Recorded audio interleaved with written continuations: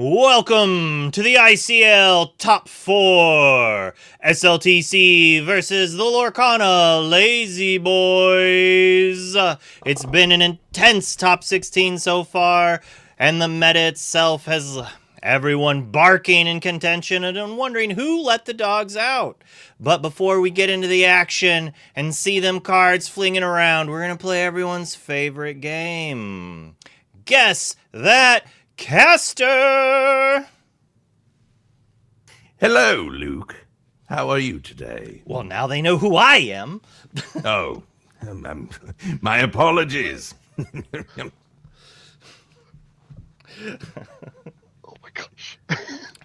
Are you ready for some Lorcana? Ah, yes, from over the pond. We have one of our favorite British actors of all time. Or Scottish. I don't know which accent he was using there. Oh, too good, too good. What up, everybody? I think we might have one other person here. Possibly. Oh, perhaps. I can't go after that. I can't go after the voice actor. Who can follow that from me Who here? could it be? Well, I hear there is like this training operation of 6 people who are going to get voice actor training by one of our casters here. So maybe you can fly out to California and attend one of those meetings. Perhaps. Oh, maybe I should. Maybe I should. But if you guessed these people, you were right. Hello. Sorry, I got more British when I smoked my big Gandalf pipe. Oh my gosh, a big Gandalf pipe. That's fantastic. I know. Hi, everybody. Did you beat Undertale? I beat Undertale. You only streamed like 3 or 4 times. That's all It's it a took. short game when you don't play it the right way. Oh, That's what I've learned about Undertale. Pacifist way is like pretty quick. No, I played the non-pacifist way. Now I'll probably play the pacifist way, but that's like, it's way harder. I assume it's way harder to beat when you can't fight back. I didn't think you were ever hard. fighting back. I won't lie, I only watched the first episode. But I thought you no. were like begging for mercy the whole time or something. No, you go ahead and you slice. You're slicing people. Oh. Not people. You're slicing monsters. The difficulty is on your conscience when you're playing that way, I will say. That's true. People, though they were monsters the whole time. Indeed. War never changes. We were the real monsters all along, you sure? Yes, yes. Tonight we'll solve a mystery. The mystery of who is better, Team SLTC or Team Lorcana Loungers? Oh my Lazy God. boys. Lazy Boys. But it says LNGR on the side of their logo. I told the them. Lazy Boys? I told them that. Well, there's 2 teams. There's the Lorcana Loungers, and there's the Lorcana Lazy Boys. The Loungers were knocked out in the last, in the top 8, but the Lazy Boys made it. And I told them they should change that to say lazy on the side. It should say LZYBS. Yeah. Yeah. Maybe well, next. you got to get it season. 4. I think it's got to be 4. Yeah, LAZY. That is a good one. And I mean, here's some Yeah. some LZBY. marketing advice from the 3 of us, the marketing specialists. I know. Yeah. Look at us. Be real Who clean wouldn't with it. listen? Oh, yeah, of course. It should be some fantastic matches here, and especially right after the ETB blowout. I'm assuming that if any of these lists or teams are playing Emerald Amber, which a lot of people think is the best deck in Affinity, so I'm assuming every team is going to have that locked in at some point, I would guess. The question is, which version are they playing? Are they playing just traditional dogs? Are they going with snow forts? Are they playing a hybrid variant? Are they playing discard? Are they playing whatever the heck that Diablo aggro deck that Sky played was a couple weeks ago? Or are they now playing the newest tech, Eleanor? Oh, Who knows? bringing out the queen. That card is wild. Okay, you 2 are both worlds qualified. I mean, just Previous slam dunk worlds. players here. What do you guys think is the best version of green yellow, just from what you've seen so far? Like, if you were Probably taking Eleanor. Eleanor It fixes a lot of problems and a lot of holes in the deck. And really, Emerald Amber dogs have shown a incredible adaptability throughout the course of Infinity so far in set 12. And I feel like every time the meta changes for them, they make a stronger change right back and just come back on top. So yeah, a lot of people are saying we need to ban something, we need to do something. Realistically, I think a lot of the other colors just need more good cards printed. I think that's one of the issues with it, is that the meta adapts to what they're doing, and then they try to figure out how they're adapting and how to prevent that from stopping them. So the question is now, how are they going to adapt to the mirror having Eleanor? But Ruby Sapphire Items was created to beat it, basically. They're like, let's just play the rabbit, Oswald, JD in the building here, for those who can hear the song playing right there. StreamerBot was muted. They didn't even get to hear it. I heard it. That's all that matters. I didn't hear nothing. Didn't hear nothing. Well, my body's a wonderland. So is that your theme song? Whenever he says, the first time he speaks in every chat, it goes off. Habibi has one too. Who knows? Oh, that's a good one. We might hear that one. Look good when there's a wonderland. You could just do a cover. A cover, yeah, it'll be perfect. All right, but they're so deep in the cards that they're able to quickly adapt and add another good, powerful card. And we kind of see this because there's so many Amber Emerald decks that are viable. It was just like, if you're playing the Snowfort version, you're good against almost everything else in the format. But you know what your hands down worst matchup is? Traditional dogs, because Under the Sea gets you. It just gets you. And that's how we were seeing those charts where it's like Amber Emerald, it's 50+% into everything. Well, that's because, there's a version that is good against this, and that one's beating it so hard that it's 70% plus the 40% of Snowfort is still above 50%. So they just look like it's an unbeatable deck. It does have some weaknesses.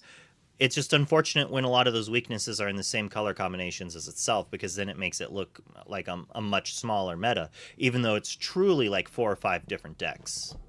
Yeah. We have some Dad Blast truthers out there. I think that's probably affecting it just ever so slightly. But, yeah. Really is just such a diverse, pool of cards. And you mentioned earlier, seeing other decks get cards that are like Tramp. Oh, could you imagine what that would be like? They just looked at this card and said, send it. Everything, yeah, stamp approve. Let's go. It's crazy. It took a little bit.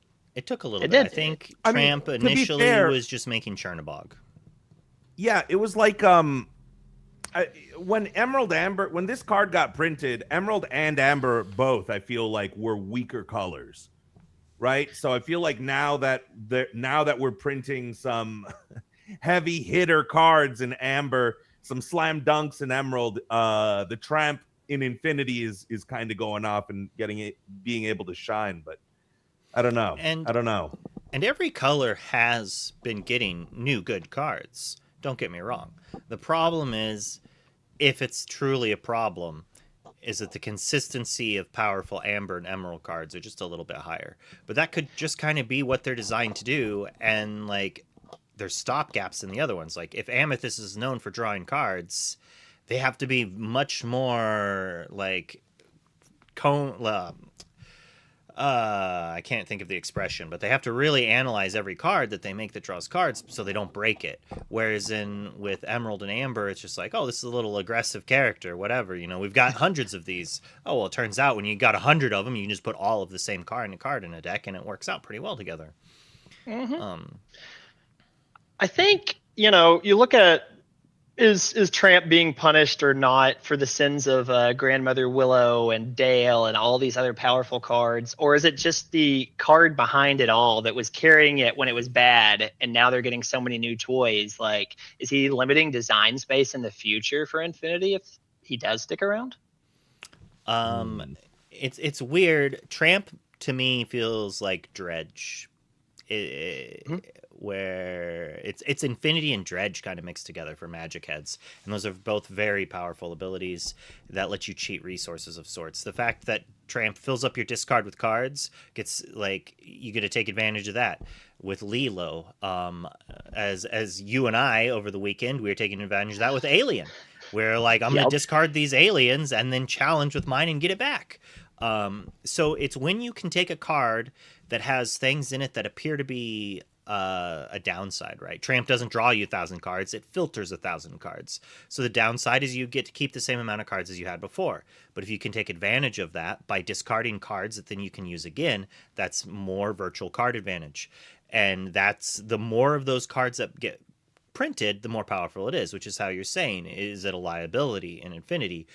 Theoretically, most powerful cards are liabilities in those old formats and eventually either need to be banned or just overall the power level of the format increases.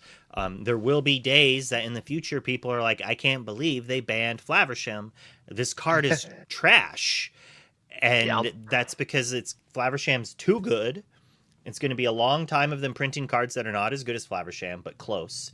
Then some time period of cards as good as Flaversham, because the rest of the format's gone up in power level. They can more easily answer a 4-cost that draws 2 cards every other turn. That said, drawing 2 cards a turn is... whew, that's very good, right? Like... I had the discussion and the thought, mostly internally, who's more broken, Flaversham or Tramp? And I don't know. Sometimes I have to think about it. I think Tramp's got more like high-end potential. Yes. But Flaversham's just like very good at what he does. The ceiling is much higher on Tramp, but the floor is so much lower. Like, you know, at worst, Flaversham is a 4-cost 1/6. Yeah. It's not that great. At worst, Tramp is ink.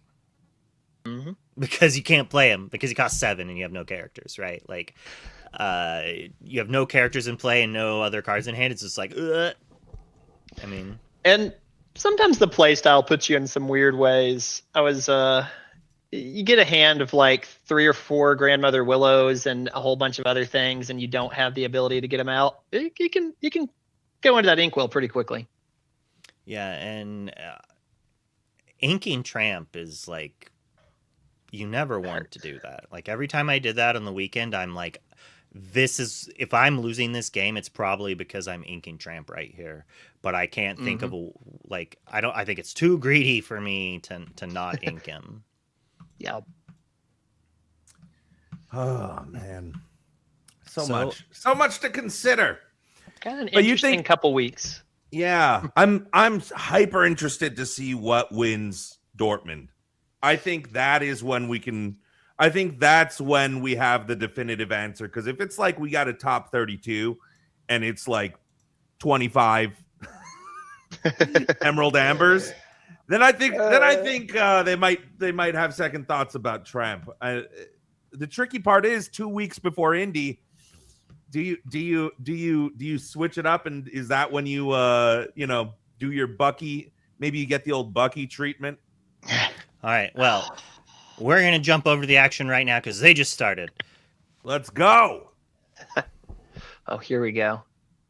Ooh, Fumbleino, Rick Fumbles on the left. We got Alex from the Lazyboys on the right, and they're playing hyperspeed here. We already got a lady decisive dog down, and it looks like we're playing Sapphire. Typically, when I see the popsicle, especially in Infinity, I think to myself, Ruby Sapphire. The Grandmother Willow comes down. We get the other lady down. I mean, what do you think of this matchup here, Mo? Oh, so it can definitely be on like the head of a pin where it could just fall out of favor so quickly.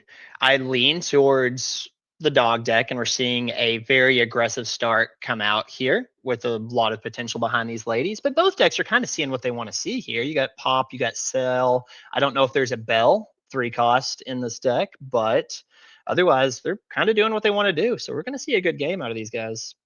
I mean, are we playing even the full Sisu package, right? So we get Sisu down next turn, we take something out, then we're threatening in another turn or two to wipe your whole board. I mean, is that sort of the strat these days still with Ruby Sapphire? I haven't seen a lot of Ruby Sapphire in the top decks. Ooh, as the tramp. My dog comes down. Turn 3 Tramp is about the best you can ask for any matchup. They're going to get to filter 3 cards, pick out their hand, cherry pick it to be perfect. Oh, gosh. What cards do you want to see here if you're Alex? Like, what cards are you keeping? So, what I typically want to see more than anything is a Lilo to establish into my discard, more so than anything I'm going to keep. But beyond that, I really want to look at ways to float advantage and have an aggressive turn in the next few turns.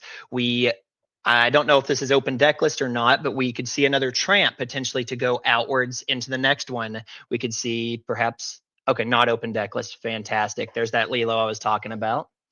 Yep. That is such a big insurance. Yeah, free to quest. Get up to 4. I mean, yeah, this is looking pretty nasty, even right off the bat here, Mo. Sail into Sisu is a good combative way to come back, but if we see a certain queen come out on the other side that made a splash, that is a great answer to 3-cost Sisu. Yeah, you're talking about Eleanor. Shout out Slab Sharks. You know, Diego, I think that guy's got some potential to go places in this game. I think he's going to do pretty well. That newcomer. Well, one of the best players, one of the most fun deck builders to watch, whatever he brings. I love it. I love it. Taking just a second to think on the ink here can be really tight, depending if they are on that Sisu package. The uninkables can be in an uncomfortable department, but here we are. Oh, we already played another Sail, so we're going to double ink again here. It's hard. Pirate's Life and a crab. Yeah. Brawl for the Tramp. Staying alive. Woo. Staying alive. We got this. Yeah. I mean, staying alive, but for how long is the question here? This might be, Mo, as fun of a time as I'm having with you, this might be over real soon.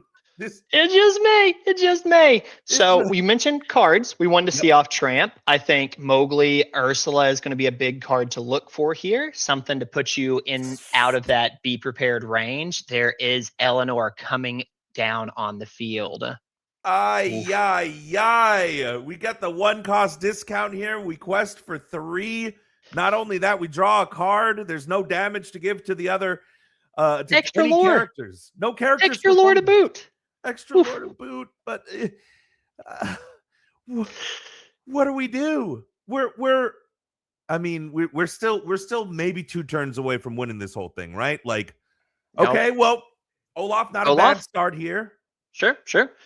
Gives you a good, consistent singer for any powerful songs that could be in the deck, like a Be Prepared, perhaps.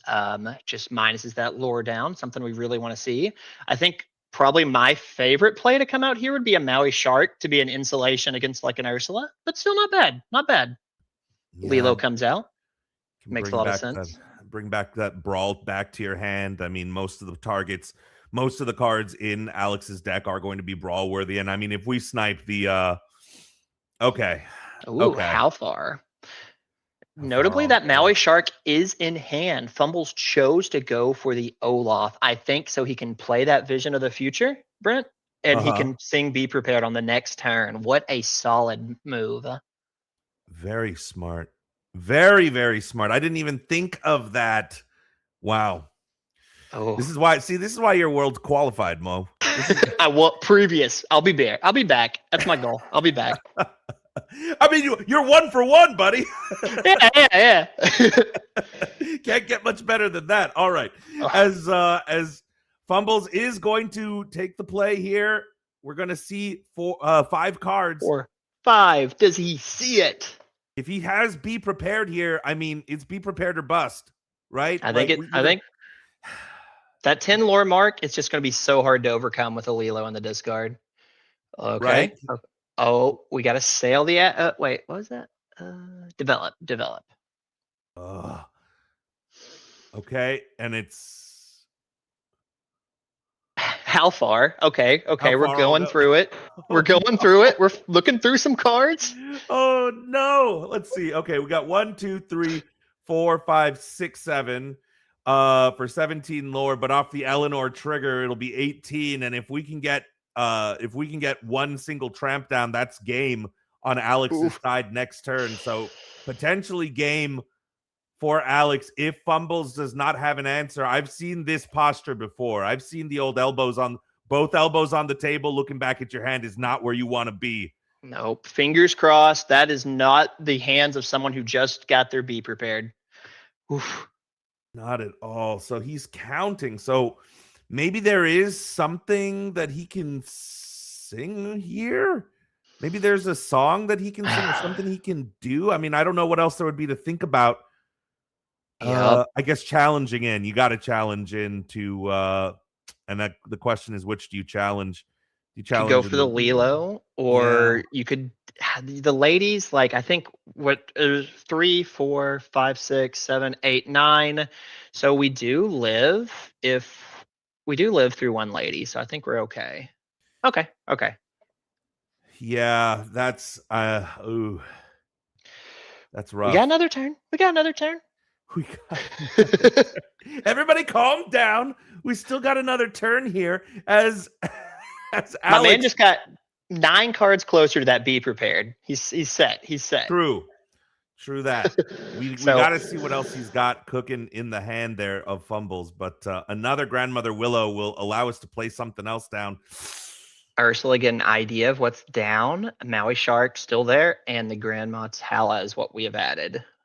Okay. And Grandma Tala, not too bad here. Another card that'll allow you to cycle a little bit, right? Like we're gonna get 10, 11, 12 cards deep on the next turn. But I mean, here we are. We're questing it all out. We're gaining 1, 2, 3, 4, 5, 6. Wait, didn't he just play that? Oh no. That's the other Ursula. Yeah, wow. The one from the turn before. I think at this point, Alex just wants to have everything be sideways and say these red-blue decks can get you trapped. They have so much lore drain in the deck between Pirate's Life and Olaf that there's a way that if you see the board wipe here, you could be okay. True, but it does right off the top. All right, right off the top, and we have enough ink to play down. I mean, do we play Grandma Tala here? Try to get our hand. The Shark is tempting because if you hit a Pirate's Life, it could be enough to bail you back into the game, but also it could limit you because that Tala can be your be prepared. It could be the next one you need to see to stay floating in this game. Those Eleanor keeping the dog deck very healthy in cards and a Nani off the top to replace herself. Just going to keep coming turn after turn. So smart for the Nani too, because it's right out of brawl range. So we already see that Fumbles is playing brawls in the deck. So I mean, and the problems keep piling on, right? Because now we got another 2 Lilos. Oh no! Say it ain't disaster! So, Mo. It's so. It's so. The writing's on the wall. But let's see. I made a career on stopping Red Blue from doing the impossible, but that is true. They can do it. Keeping them off 19, off of 20 when you're already at 19 is a tall order, though. I got to imagine if Fumbles was looking at a Pirate's Life, he would have snatched it immediately. So something else will be in the hand. He will be able to cycle through a little more with the Grandma Tala. Okay, Popsicle. Sure. The classic. Draw a couple cards. And I mean, Ruby Sapphire really missing the Hiram Flaversham around this moment, I'd say. But there's the concession. It's not able to find it. A lot of the consistency was lost, I would say. Opinions on that? I feel like that's what Hiram represented more than almost anything, was the consistency to be able to have a bunch of cards and go through the deck so that you could find the big bombs and threats that you wanted. Am I missing anything out of that? You absolutely are not. You see so much power behind cards like Tipo and Sail to skip to it, but Flaversham just being that engine that lets you see these cards between that and Visions, Red Blue is one of the most consistent decks historically in Lorcana. And without it, sometimes you can just get burnt. Sometimes you can just get burnt. So, okay, so if you're Fumbles here, right, what are we looking for? What cards comprise, what are some of the cards we absolutely want to see here on the play? Oh, yeah, absolutely. So a lot of these could depend on deck choices. We mentioned the Sisu line earlier. We did not see any Sisu throughout that entire game, But I would say I personally am a fan of the Sail Sisu line to go in immediately into a shift as early as possible. I also think if Bella's in the deck, Bella's another big one. Just being on the play, sometimes you can leverage into an early Olaf. We're seeing the Shark Olaf build here. We saw the develop your brains. There is a ton of actions. You might be able to get that early Olaf out, and being able to threaten a Visions into Be Prepared is how you win this game. Yeah, a card that I would not be surprised to see here either is one of the new cards from Wilds Unknown, Firefly Swarm, because it's so easy to cycle your cards through, right? Like, as soon as I saw that inclusion in the deck lists, I was like, I understood it immediately. I was like, oh, of course, because it's basically a much cheaper Dragon's Fire, and you can hit something for 2, or you get 2 cards in your discard. That's just 2 develop your brains, and you're done. Such a versatile and powerful card into this meta that doesn't have the weaknesses that a card like Brawl could have, you know? I'm a big fan of Firefly Swarm if you can fit the Uninkables. The more Shark style decks can find a lot more ways to fit it in than the item strategy. But agreed. And it looks like they are taking kind of the actions matter sort of approach here, is fumbles, as opposed to like the items build or something a little bit slower. Interested to see more of the cards in Fumble's deck, but yeah, even with the B prep, I mean, just a turn or 2 turns too late. I think it was.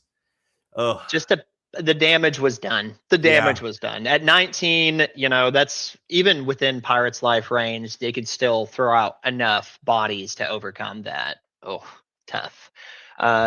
Ink of something and pass. I missed Brawl. that ink there. Brawl. Thank you so much. No problemo. I wasn't even trying to make that pun. As Alex here will be inking and playing something here. It's so funny because I feel like Dogs players take the longest on the first turn or first few turns because it is like so critical that they think through the next like 4 turns. Way back, I believe in set 7, shout out Ghosty, South Florida. I watched him play this deck in its early days, and I would watch him play on 2 ink, and I was so fascinated from the time. But your inks matter so much in this deck because you can play almost every card you run across. Willow, we see the Tramp for an early 3 lore, perhaps. Or do we do? Oh, you called it, man. You've been calling it left and right. Oh yeah. It's a gift and a curse. Whenever my opponent's on the other side, I call it, and I'm like, well, yep, sucks for me.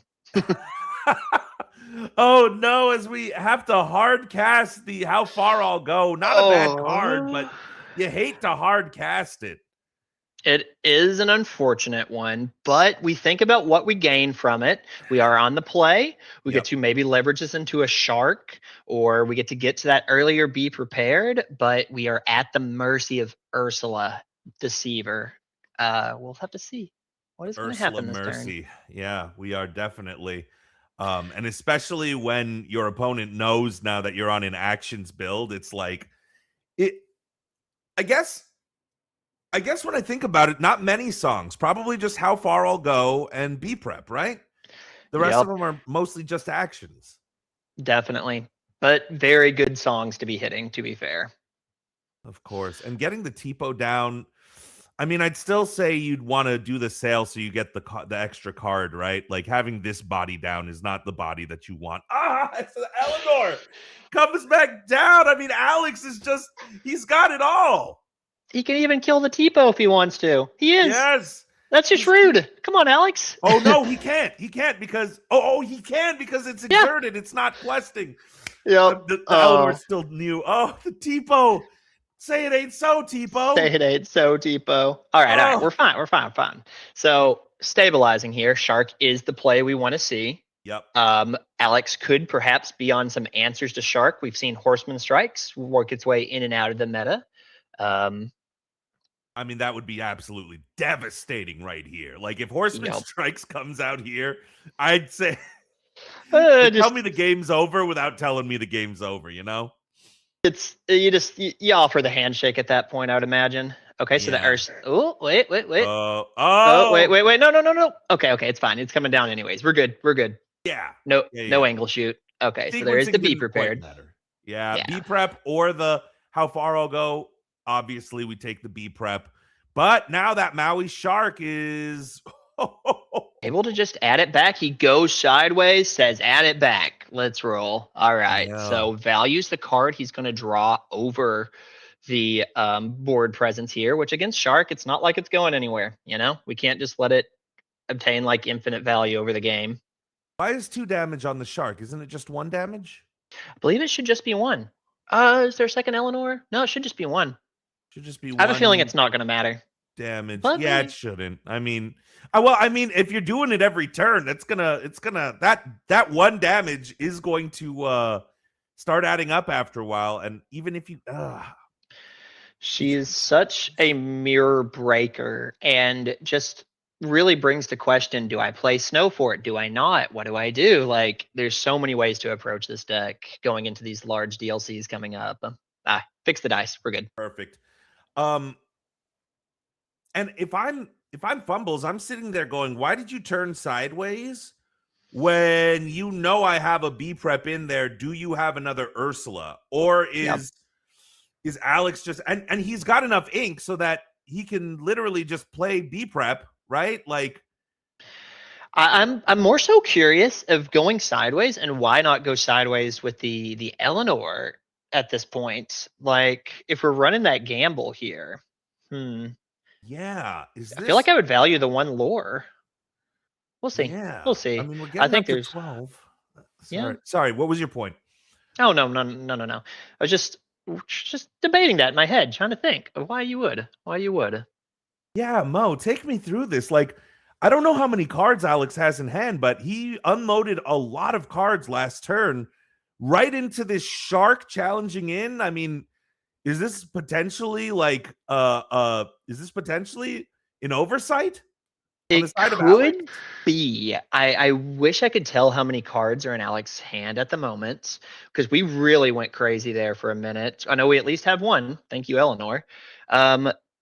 But obviously our opponent could just top deck an uninkable and we win the game outright. I don't think he's the type of player to bank on any play like that, though.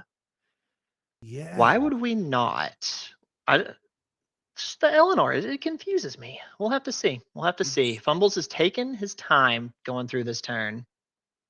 Because the Shark is going to challenge in. We're going to get the B prep back, unless we're betting on Fumbles just not having ink. Because he did have. Oh, maybe that's it. Oh no! Did he hit an uninkable? Oh, that was the play. Alex took a gamble. Oh my gosh! He knew that the 2 cards in hand were Firefly Swarm and How Far I'll Go. So as long as Fumbles did not grab an inkable, Fumbles would be in this really tough position. Alex saying, okay, this is the best I can do here. I'll empty it out and bet that you don't have the ink, because as we know, Ruby Sapphire loves to play a lot of uninkables. They do. And sometimes, you're really wishing that Firefly Swarm was a brawl right now. Wow. All right. What so we got to think. Play. My gosh. Man, these Emerald Amber players, they just, man, next level stuff coming from Alex from the Lazyboys. Okay, we're going to challenge in. We're going to get the potential 3-quester off the board. We're going to grab back B prep. Yep. Doing everything we have to do. It puts us at risk of another Ursula, but have we seen 2 come down? No, just the 1. Just the 1 come down. Whew, that is a rough series of events here. If we got an inkable off the How Far, we could look to Firefly Swarm something, but it might just be better saved till after the prep, so you can hold on to that removal. Yeah, and then you know that you're going to Firefly Swarm almost the entirety of Alex's deck, right? Other than the Eleanor and the Nani, right? Like what other above 2 strength characters are going to be coming down? I mean, and it's not over yet, because let's see, 1, 2, 3, 4, 5, 6. We're going to get up to 18 when we quest everything sideways. That Eleanor is going to be able to get up to 19. So 19. Go-Go. Shout out Go-Go. Could finish the game right here and now, but true. We'd need the ink, the go-go, and then we turn it all sideways and say GG's, but it doesn't look like Alex has the exact hand, and he doesn't have like the there it is. He ain't got the Lilos in the discard like last game, so obviously. Whoa! Interesting. Okay. I don't hate the Bobby. If there's another Lilo here, the turn could just be ink, and then quest and pass, and then bring back the 2 Lilos so you can survive the Firefly Swarm that is in the hand. Yeah, but why not? Why not instead Bobby when you have the Lilo? I guess getting max value out of these Grandmother Willows, right? Because the Lilo's going to cost 2, and then the Bobby's going to. Interesting. Still absolutely fine here, I think. Yeah, I mean, this position, it's going to be tough. Yeah. Red Blue can do it. Red Blue can do it. Yep. All right, pushing ourselves up to 19. We're going to get a draw and an extra little shark damage. Sheesh, this is starting to look a little grim. I mean, as we have the extra ink. We already have 7 ink now because of the how far I'll go from last turn. So we're going to turn sideways. We're going to we're going to sing. Okay. How far I'll go. We're going to get the 1 lore from the shark. Yep. At this point, we need every bit of removal we can find. We need another board wipe. We need a Sisu. We need something out here, an Olaf, to get ourselves back in manageable territory. Yeah. I mean, and we do know that we have the Firefly Swarm in hand, so it's not going to be too bad. Even if there is a Lilo that we gain back next turn, like we're going to be able to Firefly Swarm it. I mean, good turn could be a Maui Hero to all plus a Firefly Swarm to deal with just a deploy 2, I think, perhaps. True. All right. There's the B prep. There we go. And I mean, if you're Alex, do we just spread wide here, or do we? I mean, because Fumbles has drawn a decent amount of cards here off of those how far all goes. I mean, if we're Alex and we don't have the Ursula Deceiver, right, to snipe another B prep out of hand, are we looking to go wide here, or are we just saying I'm just going to play one thing down every turn and force you to have something every single turn? I just want to play a Lilo every turn and play something alongside it, or another Lilo. There it is. Right. Oof.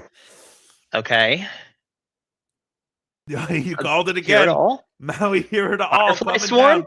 Firefly Swarm on the other Lilo, but we're gonna need to. I mean, if Fumbles has another Maui Hero to all, that'll be pretty good. Interesting to ink the Maui Half Shark though. There has to be something he's looking for here. We have to have like a visions into some kind of play. Like that ink is a very deliberate one coming down. Yeah. Okay, so we have not passed yet, I don't believe, because I don't see a Lilo. Oh, we don't play the Lilos. Okay. We're going to just deploy from the hand. It looks like we have more than 1 card in hand, so that seems absolutely fine. Yeah, I guess when you know that the Maui Hero to all is just standing right there, your Visions. Yeah, Visions comes down. You called it again. Every decision your opponent makes gives a little bit of information away, right? I'm just not always the best at understanding what that means. And when he inked that Maui Half Shark, what made you say he's probably setting up for a Visions type play? You would have to just count the ink and see what math they're looking for to have the out there. That Maui Half Shark could be his way back into the game, but he needed to Visions for something to be able to have the removal. If there was 2 Lilos coming down, Olaf pushing us down to 17. We don't even have to deal with the Rapunzel on the spot. Yep. All right. We're cooking a little bit, but as soon as we exert this Rapunzel, we're going to be back to 19. So unless we have more Olafs or Pirates' Lives going on. Yep. Both Lilos coming down here. All right. So we will require, 2 removal on the next turn or more lore drain? Yep. I mean, back to 19. Maybe we set up we're setting up to sing the the B prep, I'm assuming, and we'll get bonus points if the fourth How Far I'll Go is able to be sung by this Maui hero to all. But we're again in a position of B prep or bust, right? Like there's not much we can be doing here. You need B prep plus a body from your hand, so you could have as few removal as possible. Like require as few removal as possible going into this next turn. All right, let's see. How many Olafs does he need to get himself out of this? 6. Just yep. More than is available. I think 6 will just about do it. And we're still at 3. Let's not forget that. We're still at 3 lore. So there's I mean, man, we got a mountain to climb, and we are, I mean, B prep, phenomenal card, but let's not forget it's board wiping all our potential questers too. Yeah. It's not like we got the Tamatoa stuff to end it in one turn. That's tomorrow's problem, Brent. Don't worry about it. We'll figure out the lore later. We just got to stop lose. We got to not lose right now. True. Here comes the B prep into a body. Give us a body and we have a game. Come on now. Yep. Give me a Maui shark. Give me a Maui shark. I know you got one. 2, perhaps. 2 would be lovely. No body. No body. Okay. 2 characters come So down. just Lilo coming out. That could mean Alex's hand is rather costly. Perhaps. There she is here. And Sisu comes Jump scare. down, but just for one turn because these Lilos are coming back. You and I both know these Lilos are returning. Every turn. No.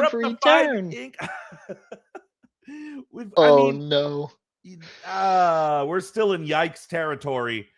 Yikes for sure. Yeah, he's moving fast. There's confidence in his motions. He's got it. He's figuring it out. We got a Mal Dragon. We're alive. We're alive. Okay. We're alive again. We're still Kill at that 3 damage. Lore. But don't lose to Go-Go. Heal that damage. Yeah, there it goes. There it goes. Oh, that's smart heads up play by Fumbles here. All right, we're looking through our discard. We're counting our outs at this moment in time, trying to figure out where we're going from here. We made it this far. How do we go? How do we end this game? Exactly. I mean, questing for 5 each turn is not a bad way to start, but when your opponent's at 19, it just really it feels demoralizing. And this is why I don't typically play the big grindy control decks. I start to we get the Ursula Deceiver. I start to feel like, how am I ever gonna climb this hill back up? But Fumbles in the beginning stages of taking this game back. Nani, just a really heads up play too, because when your opponent is on Brawl, when your opponent is on Firefly, that Nani is just so annoying. Absolutely. Tamatoa coming down. Remember, we can still sing the Be Prepared with Mal Dragon or Sisu. True, but we need some way to take out this Nani. Sale, that's a desperation sale. Yeah. Olaf, we're counting. Did we count right? I think we did. We got enough for a free Olaf here. Bang. All Olaf right. keeps the keepaways Olaf. That's the new name for it. We challenge in with the Maleficent Dragon, take out the Lilo, we quest with the Sisu, we get up to 6, and now we have 9 on board, and we can sing Pirate's Life. A Pirate's Life puts us out of go-go range. This one might be flipping around. Head of a pin. Just so delicate. This matchup can just slip right out of your hands. I mean, call your local tailor, because Fumbles is threading the needle right here. My goodness. And Alex is kind of in an awkward spot now. 15 lore. He kind of can't play like, I'm just going to keep playing. He's in a must answer position. Very hard. 2-turn clock here. He needs to deploy 2 questers this turn. There's one. So and we'll get to add back whatever we want to add back here. If we have a 2 quester that's not a Lilo, that would be ideal. Maybe we take back the Lady and the Tramp so that we I think that could be good. Yes, that would set us up to have that lethal on the next turn. Looks like Alex disagrees. Willow and Lady, he may have the Tramp. May already have the Tramp. Right, and then Willow Lady is a solid chunk of lore as well. Oh, does It's not bad. quest with Nani. Interesting. Okay, Why the okay. no quest with Nani, I wonder? I don't know at this position because you really want to. Maybe he needs the extra body to be able to make this tramp go off on the next turn. That could be the math there. I think stopping fumbles from questing because we're about really close to a 2-turn lethal from the red-blue side. Yeah, I mean we're basically already at 2-turn lethal, aren't we? I 'Cause think it's we are. Sisu. Yeah, that's 5, 7, Visions. 9, Okay, 10. so does an Olaf save him? 3, 4, potentially 7 lore, and Olaf does not save him alone. Okay. Okay, man, this is tough. This is tough. And I mean, if your fumbles here, you feel really great, but you've already lost one. Even if you get it to 1-1, you got to play this on the draw. Now you got that's an even harder that's an even harder thread to needle there. All right. Yeah. Okay, we say show me a tramp. We're saying show me a tramp. That's not the position we want to be in. Is there the tramp? Ooh. Yep. L- Okay. Couple Lilos coming out. All right, Lilos. sure. Snow Fort. 1, 2, 3, No 4. And tramp. then it's done. No tramp. Game's not over, right? Or is it? Oh, wait. Did I miss something? Did I miss something? No, I think it's Oh, the lady. extra Thank you. strength. Ah, there it was. That did the trick.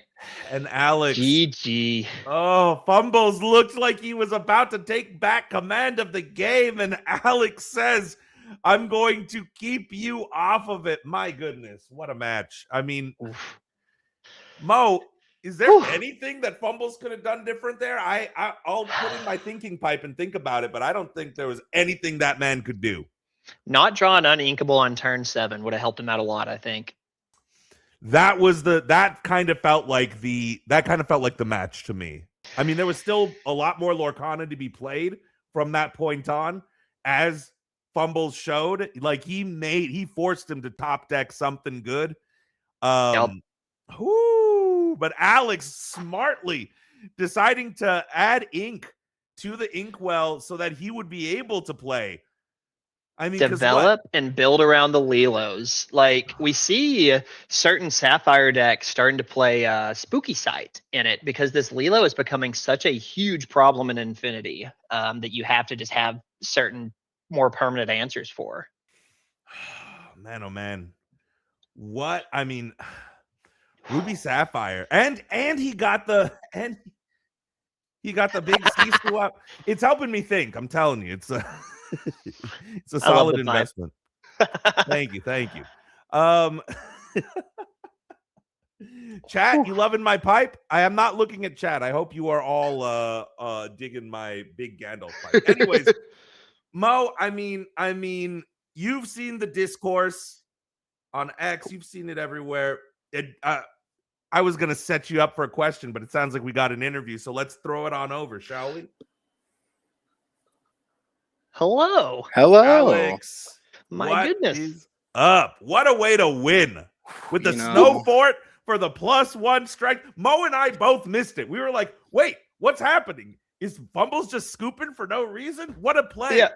I mean, oh my gosh. Oh. Indeed, that Snow Fort came in clutch. The other card in my hand was in Under the Sea. Oh no. How many turns did you have that one for? A while. Oh, a while. That one doesn't get cast very often against a board of, Sisu, Maleficent Dragon, Olaf, and Grandma Tala.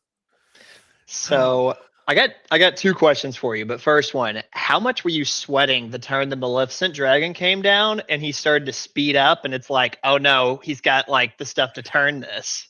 Honestly, I've played this deck a lot. I did a lot of testing against Fungus last night on Shark. We were just like doing that out of the blue. I had no idea who I was going to be playing against. But I felt super confident in the matchup. I just feel like the Shark deck doesn't apply enough pressure where if I'm in the 15 to 19 range, and that's when they start trying to turn the clock. They have to it has to be like be prep, play 2 manners, be prep. It's got to be one of those situations.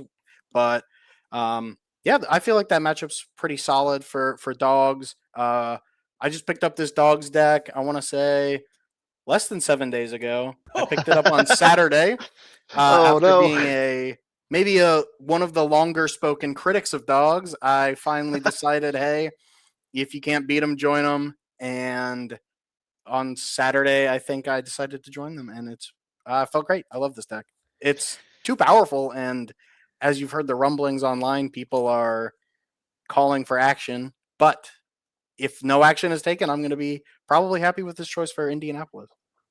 I think that is the solid attitude to take. Just be prepared to play what's the best. Really, it's hard to not argue. It's just shown the statistics, and it's just shown up. And you made a great showcase of how it could just absolutely bully a former Titan of Infinity format.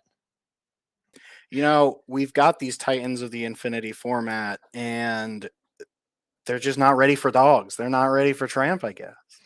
Not ready. It's a core deck and plus Rapunzel. That's exactly. crazy to me. Exactly. Honestly, I have not been playing any core constructed since the last set champ season, and my game plan is during this set champ season to take the dogs deck. Just cut the Rapunzels, put something else in, maybe shape it up. I know there's a little bit of core metagaming going on. I think people are playing some Mickeys or something, but the deck just feels super good. Yeah.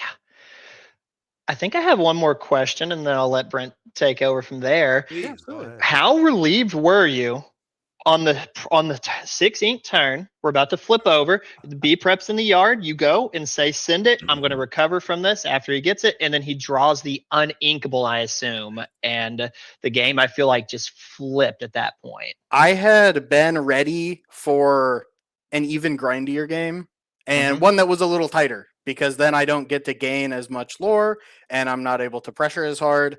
And so I was ready for that to, take a while. As you know, these dogs decks, they can grind hard. But when he missed that, I saved the Ursula, I was like, you know what?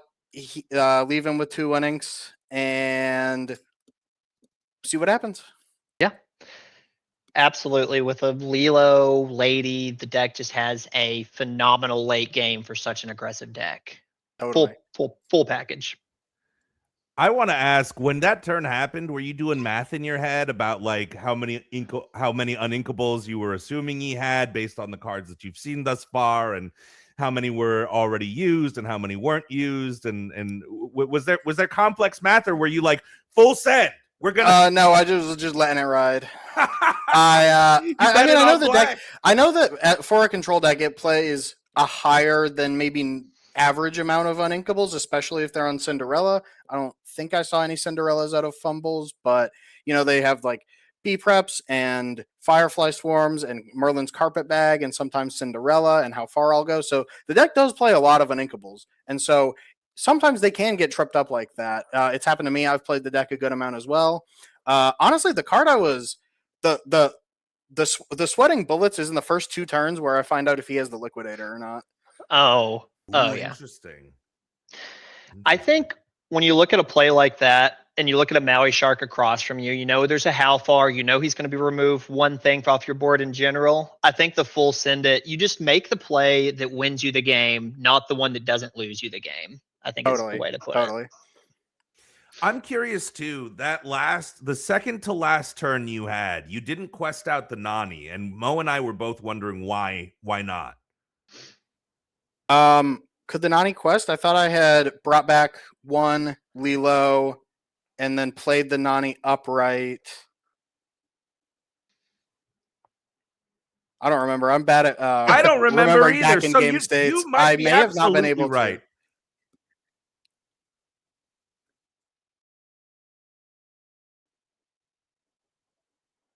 Oh, gotcha. I was thinking in that situation where I had the board of it was a Nani, big lady, whatever. Sometimes they play Vitalosphere or Mushu's Rocket and can play Shark. Smart. and give it rush, and then that would if he gets back a pirate's life, then I'm down to 12 and can't, or 11 and then can't kill with the little lady. Very smart. Very, very Nice. smart. And it's not like he has anything that's going to be able to exert any of your characters Right. either, so it's a safe play. Man, well, as somebody who picked up the deck 7 days ago, like the word on the street is that dogs is hard to learn. A lot of other people are saying that as the iterations have kind of come out, that it gets a little bit simpler. Like what's your read on the situation? Is this a deck that like people should be playing more of to because that's really what's going to happen, right? Definitely. If 50% of the room shows up with dogs in some variation to Dortmund/Indy, like then people will really have to have some conversations about it. But what's your take on all of this? Yeah, so I'm fortunate enough to have, obviously through the lounge, a humongous network of people to talk about dogs, and I have a lot of friends down here in Atlanta. You know, Zan and Ryan Walker. Talked to Ryan a ton about dogs over the weekend. So it's like those resources that I was able to sort of pull from to maybe learn the deck up to a point a little faster than maybe some people could. If you don't have such a wide network, that can happen. But I do think the deck it's a little easier than people give it credit for. The mulligan lines are something you want to think about, and I don't even think I'm all the way there. I still need to work on mulligans against certain decks. I need to work on different lines on the draw is something that I want to take a big long look at before Indy, and just getting more reps. But over the weekend, I was really grinding a lot. I think I have about 150 games with the deck at this point since Saturday. So, as I practice, as I talk to people, as I learn from more experienced pilots, I'm hopefully it's all going to come together in Indianapolis. Yeah. I think I think more people should pick up the deck. It's very powerful, and it's a lot of fun too. You get to draw a bunch of cards, and you get to like have this cool graveyard plan with the ladies and the Lilos, and graveyards is something I've always been super into in other card games. And so I'm shocked that it took me this long to pick this deck up.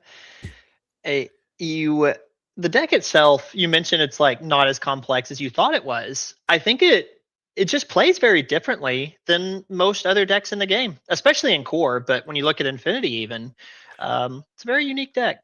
Totally, and like you saw that in that match. Fumbles was out there with 8-9 ink, and I was like, once he had his B prep turn, I think in game 1 and 2, I was on like 3 ink both times, and like turn 7 or 8. Like those. The characters that produce ink or like simulate producing ink, like Grandma Willow and Aurora, are so powerful, and I think those really, really, really bring this deck like to that next level. Every card you play with a Grandmother Willow trigger is like drawing a card if you think about it. It's insane. It's crazy. It's just like a Great Stone Dragon. Yeah. In that way. Remember that one, kiddos? Alex, thank you so much for your time. A phenomenal Absolutely. match. Great. Dramatic ending. Now is your time. If you have any shout outs, please go ahead. Shout out to my team. Franz, Dan, Christian, Braden. I don't want to forget anyone. Chase, Kolpos. Shout out to the Lazyboys. Shout out to the Lounge for helping me in my Lorcana journey so far. Shout out to all of you. Shout out to ICL, and shout out to my best friend Josh Satterfield. Hey, shout outs, Josh. Thanks so much for your time, Alex. Absolutely. Good luck with the rest of the teams and the ICL, man. You're putting your team in a prime time position here. That's the goal. Let's go. All right. Have a good one. Wow. Hello. Hello. Everybody. Let's make sure Hello. everyone's unmuted. I think so. I think we're good to go. Got a little party here. Well, Mo, thanks for casting with us. It was fun. Absolute honor. This was a blast. This was so cool. When Luke put up Mo for round 1, my first reaction was in all caps. Mo Shamblin? 6 question marks? It was a pleasure, man. It was an absolute. Thank y'all so much for having me. It was a good game to cast. Anyone who's looking to see what Indy's going to look like, take a look at this last game. Fantastic. Well, we are going to sit here and vibe for just a little bit as we wait for one of the players to show up. That round went so fast that we're still like 15 minutes both on before dog. the scheduled happen. amount too. Oh, it looks like he's getting here now, so it won't be too much of a wait. Okay.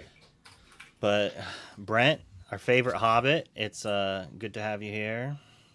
Good to be here. Hey, you know, I'm just What glad is I got the this story Gandalf with pipe. this pipe? What is the story with this? Oh, Trying to get me kicked off of Twitch. Oh, this whole thing? I'm glad you asked. Oh, I was dear. trying to keep it a secret, but you know, keep it on the down low. But I bought a Gandalf pipe because I went to New Zealand and was like, I couldn't gotta- tell that you bought a Gandalf pipe. I had not noticed the whole time. Yeah, that's Never it would've right guessed. there. If you Mm-hmm. look See, and that's close the up, only time. Yeah, I got the one ring when I was in New Zealand, and I was like, I feel like this is good. I feel like I'm allowed to do this. Mm. Any other time, I They don't just think had I it would for sale? buy that. No, I just like, yeah, they just had. It's like a little. They had it's like a Yeah, it's like going to Kansas and they're like, hey, there's like Wizard of Oz crap everywhere. Like it's literally Oh, just okay. like that. So I was like, it's kind of like weird to do that, but like Brent, like you're in New Zealand, you got to get the Gandalf pipe. I'm gonna have You it. gotta The get reason the- why I didn't yeah. buy the one ring is it really takes away the selling point when I love that. the I one was so ring is stupid. It's stacked up on- with like it's 31 literally- rings. Yes, 101 exactly. rings. I'm like, Yeah. this is a sham, It's dude. like, it literally looks like one of those displays where like with the keychains with like your name on them, except for every slot is the one ring, and you're like, yeah, all right, fine, I'll take one. Exactly. Okay, yeah, I got I'll it. take this old Gandalf pipe, baby. Yeah. Did Sauron know about this? I Just know, right? seems a little easy. Yeah. You could just Why was Luckily, he he chasing didn't. those hobbits the whole time? He could have gone to the gift shop down the street and grabbed one. Yeah, if only he had two eyes, then he would have. Yeah. Been able to see it. Oh If my only God. he had been Unfortunate. in New Zealand, he would have found. Glad we're all dorks and we can talk some LOTR. You know what I mean? We can just. Did you get to climb Mount Doom when you were there? Which No, is- I don't want to do that. I don't want to I was climb. gonna say, Mount- it's not. It's just like a mountain. You're hiking. That's really what I it don't is. want to hike up a mountain. We went to Hobbiton and it was like a Oh, whole. yeah. You gotta walk up all these Yeah. different little mountains. I was like, I'm. There was done. a hike that we went on, and I was like, I am legitimately dying. And they're like, this is where the Elven City was filmed. I'm like, that was CGI. Get to the top. Yeah, it was. It was CGI. But and this I- is like, where we nothing to CGI'd see. it. You see? This is the mountain This with the is what valley, was in and I the was just like, background. like I was like, oh my god, took all day. I was dying. I want And to that's find the why we make highway. You do squats on your channel. Listen, the altitude is different. I live in Florida. New Zealand is a little bit higher. believe it. Like, I believe that. I believe that. Also, you're on vacation. You don't want to be there's climbing less mountains on oxygen up here. vacation. Typically underwater, but yeah, beautiful though. And then we did hiking on a glacier, which it was just a lot of. It was more physical activity than I'm used to, but it was all Lord of the Rings themed. I like how it's resting on your mic though. I know. I think this is the play. I think. I was like, as a voice actor, that mic has to be more than my car payment, and you're just resting. You're just- Well, it looks like we're ready to go. So we'll see you later, Brent and Mo. Thanks again for joining us, but we're going to get to the action Hold right on. about now. Okay. And we are All off. right, we're in. Hello again. And hello to you. Can we get a few more pixels on the video? I- Or is It that just me? really- Nope, it's me too. No one I ever see asks. nothing. You're the only one who asks. Because I- I don't have So laser I always vision. forget. I always forget. Yeah, I can't. We would have to play another guessing game otherwise. Sorry, Mo. Same. Bye. It's like Mo play. They were playing by echolocation. They were really in hard mode. They're like, is that They really knew the is that a cards. card? Yeah, And Mo knew what was happening. He knew what was gonna happen. It was incredible to watch. I was like, wow. absolutely. It's almost like he plays this game at a high level. What is that card? Okay, I know we're not supposed to talk about it, but that card, is that under, like, what is that? What is that Magic the Gathering card on the left there? You're Oh, asking the wrong shame. person. I'm I so know, sorry to I let know you chat down. knows. Is it like, is it, it's right in my brain. It's gone. All right. I wish I could Brayden help you. I did get a really haircut. do. Yeah, I know. I know somebody in the chat knows it. They'll figure it out. But we are gonna ink an Aurora and play an Aurora. Play an Aurora. Hooray! If And you I'm guessing can't we're beat gonna be them, seeing join them. That is Steel Song. potentially no, because there's also the ability to play this in the Emerald and Amethyst or Emerald and Amber deck with Eleanor, because Eleanor is a queen. Against Emerald do- Steel. Hold up. Okay. Okay. It is Nice. Amber Steel, though. Yes, they did have their Emerald Amber already play round 1. Otherwise, yes, 100%. No, they had that was Fumbles, who was on Ruby and Sapphire. So they would have had, they still have the chance. So we might actually see dogs in the Oh, finals you know, here. you're right. You're right. I apologize. So I do we have love Brayden a on Green discard. Steel here. And And I bet we are going to play this Ariel and then find potentially a song, although we may be playing Into the Ursula immediately after, but we'll see. Looks like a whiff, which you hate to see that. Ariel is pay 3, and look at the bottom 4 cards of your deck as we see, just kind of sitting here thinking about our lives a little bit. Now, Brayden is a very proficient, and you know, he likes Diablo a little bit. He talks about this Emerald Steel deck a little bit, and I will say it is a very, very strong deck, but at the same time, we definitely this matchup is not as favored. So, you know, you definitely, you need to know. You also need to have reps on this deck. And if anybody has reps on this deck, it's Brayden. I don't know if I'm supposed to tell you this, but apparently his training arc consisted of playing this deck while the rat yelled at him. And I really love that. That's some of my favorite Disney Lorcana lore now. I love that for him. And it's paying off. I mean, it has gotten him here. And I do agree with you. This deck is definitely, it can make sure that the Steel Song does not play its songs, its actions, but it also definitely has to set up very carefully. And it looks like he is going to hard cast a Sudden Chill. Means he did not see his Diablo. Also inked his Ursula after seeing the hand and knowing that that Ariel did whiff. It's a little bit of story here. Now, that does run quite a few uninkables, and now the uninkable that he probably wanted was that Diablo. But at the same time, you really don't want to play your Diablo into this board because we have our Singer 5 onto the board, and we all know that Singer 5 is much worse than Singer 3, depending. It could be at the same time. But we will go ahead and sing a Kud et Amudi. We'll get two less on our next character and draw a card. Draw a card. Truly egregious for a card at this level. Doing it with that Ariel on turn 3. And then putting down the Stitch, which is incredibly interesting. And then debating if we are going to quest with this Aurora. And the Stitch, if both of these characters do remain or he plays another character, we'll also draw him a card when it quests next turn. Absolutely. We are going to go ahead and take the Aurora on a quest here, passing it back over to Brayden, who's going to need to do something cool. Now, normally on this turn, you kind of want to shift Diablo, play a Prince John, and sing that Sudden Chill that you did have discarded. However, it might have been a little bit of a kind of a messed up ink situation, trying to make some hard choices here as we do go for the Pete and the actual Ursula Deceiver of all. So now that's an interesting thing, saying, I'm not going to stop you with actions, but I'm going to make you have it. And this is going to burn anything that we might have on for the Diablo as well. So trying to protect the Diablo, but maybe baiting out the Ursula. So you got to choose wisely here. Yes. And this Ursula, if it does stay on the board, is going to let Brayden sing 2 songs potentially, which could be incredibly nasty if it's either removal in the steel or if it is more discard from the emerald. So either way, we know that you do not want to leave this on the board. Not at all. Shane, taking a little bit of time to think here. We are in a turn to where we did whiff for the Ariel, so we're not really high on songs. You didn't play the Pete. We have a little space here. We did go ahead and quest draw a card with the Stitch to play a Mowgli to see. This is another way of getting those songs out of hand. We did hit a Let the Storm Rage On, but we have a backup Let the Storm Rage On in our hand. And we do see the Muses there, which is also going to be really good into this matchup. If that Ursula is able to stay down, he can remove potentially 2 characters from the board with each trigger that the Ursula sings. Though we do see, and there's the strength. Strength of a Raging Fire coming down onto the Ursula Deceiver of all. We had to know she had it. We had to know because at the same They time, always if it have was, it.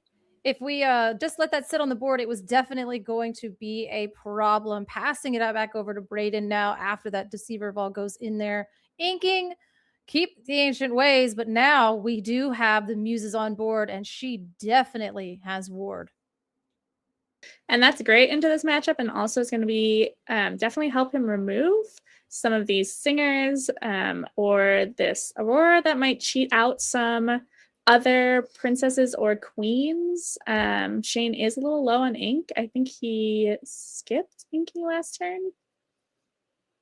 Potentially here, but again, we have quite of a wide board. Again, this is a deck that doesn't have to run on a lot of ink. We might be valuing the cards in hand because they are so potent in this matchup, trying to potentially keep ourselves up. There's a kudo as well that is going to help us get a little bit closer to whatever we want to play, giving us that 2 cost reduction on our next character, drawing us a song, and potentially getting our way out of here. So I do like the idea if you just have powerful things in hand, maybe protecting yourself against the Ursula that might come up on the other side.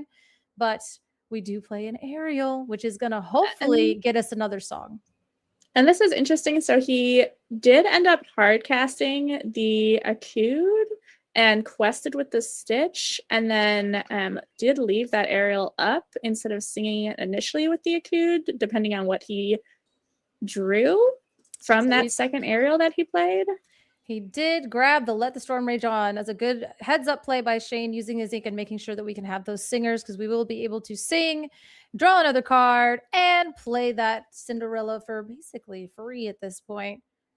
And this is a nasty board to be looking at if I'm Brayden. Absolutely. I think Brayden is actually just going to that makes sense to me.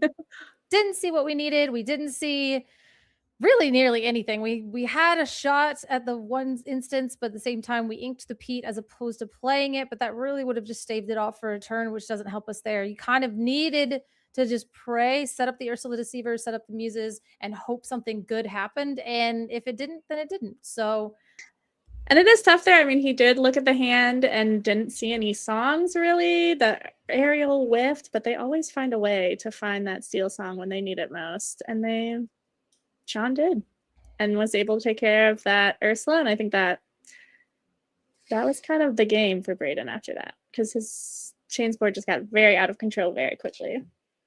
Yeah, and heads up on Shane's point for kind of identifying that, and Brayden doing that thing we all like to do when we're shuffling our deck and kind of looking into outer space of being like, where can I go wrong? What can I do better next time? Why didn't I see my uninkable Diablo?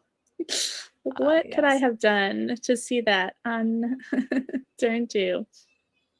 This is potentially a very difficult matchup, especially once it's identified. And, you know, the hand, like I said, a suboptimal opening for Brayden, and then Shane as well identifying that and just going wide, which is like, again, it's going to be very, very difficult. Once the Muses is on board, it can start doing things. But if you're not controlling the early game and you go that wide, it's still going to be difficult to be able to come back from that. So this isn't necessarily the matchup Brayden wanted to see, I believe, tonight, but it's the one we got. It's the one we got. It's the one we got. But he was on the draw that turn, so he'll be on the play this time. Hopefully be able to get a little bit of a better setup there, and have some more singers also. When the Muses came down, it was a little awkward. He didn't have that Ursula turn 2, and then his turn 3 Ursula got removed, so he didn't really have anything to sing with the Muses. Yeah, you definitely just have to go for it at that point. When you're in a spot like that, if you continue to play it safe, you're really not going to get anywhere. So he really had a low chance of winning to begin with, but sometimes you just got to run it out, hope they don't have it, and if they don't, then you look like a god, and if they do, you lose the game. Very you go true. next. Yeah. Either way, it's a quick game. You're like, all right, and I'll be on the play this time. Absolutely. Going ahead and altering 3 here, which tells me potentially, I mean, we might alter more, but typically if a Diablo player is not altering that many, they kind of have what they need in hand. Yes. Now, it is like a common misconception saying, hey, if they shift all these cards, then they're probably looking for the shift Diablo. But into steel, Diablo is still a 2/2, so it makes it quite difficult to want to shift that early in the face of a Cinderella ballroom sensation. 100%.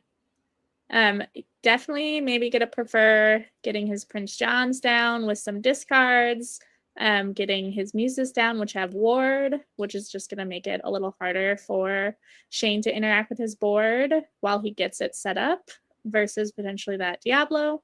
Though, if he does get that early Diablo out, he'll still get that card draw off it initially being on the play. So Yep.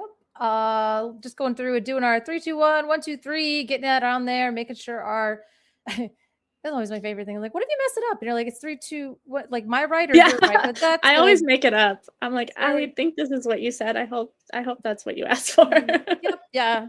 I have yet to be like, somebody's like, that's not what I said, but we are going to ink a Diablo and pass. And with that little bit of a flip of that ink over, it does look like that is not what Braden wanted to see for his opening hand. This is not the Diablo you're looking for. No, that is interesting. I wonder what he kept on that game, that initial hand. Though it is tricky. I mean, he doesn't have a lot of 1-drops, to be fair. That is the hard thing about this deck. And we do see the Aurora play. Aurora, yeah, coming in, holding court all by herself over there. She is not able to sing, but that's fine because Braden didn't play a 1-drop, making that Aurora a lot more safe to play. So we inked a Diablo to another Diablo to then play a lot of Diablos. Yes, the wrong Diablo though. Oops, all Diablo, but not you. That's not what I wanted. Not the draw one, not the one that gives us draw. This Diablo is nice though. Going to be a little bit more challenging to get off the board with potentially like a Let the Storm Rage on. And we do see the shift to come down, playing that to get rid of it, to play getting rid of this the sudden chill to play the Let the Storm Rage on, to then sing that onto the Aurora, get rid of her, draw a card, immediately have that play the Ursula with an Ursula Deceiver. Oh, this is great. Being able to look at the entire hand and grab a song, which hey, there's actually 3 songs. My goodness. There's 3 songs.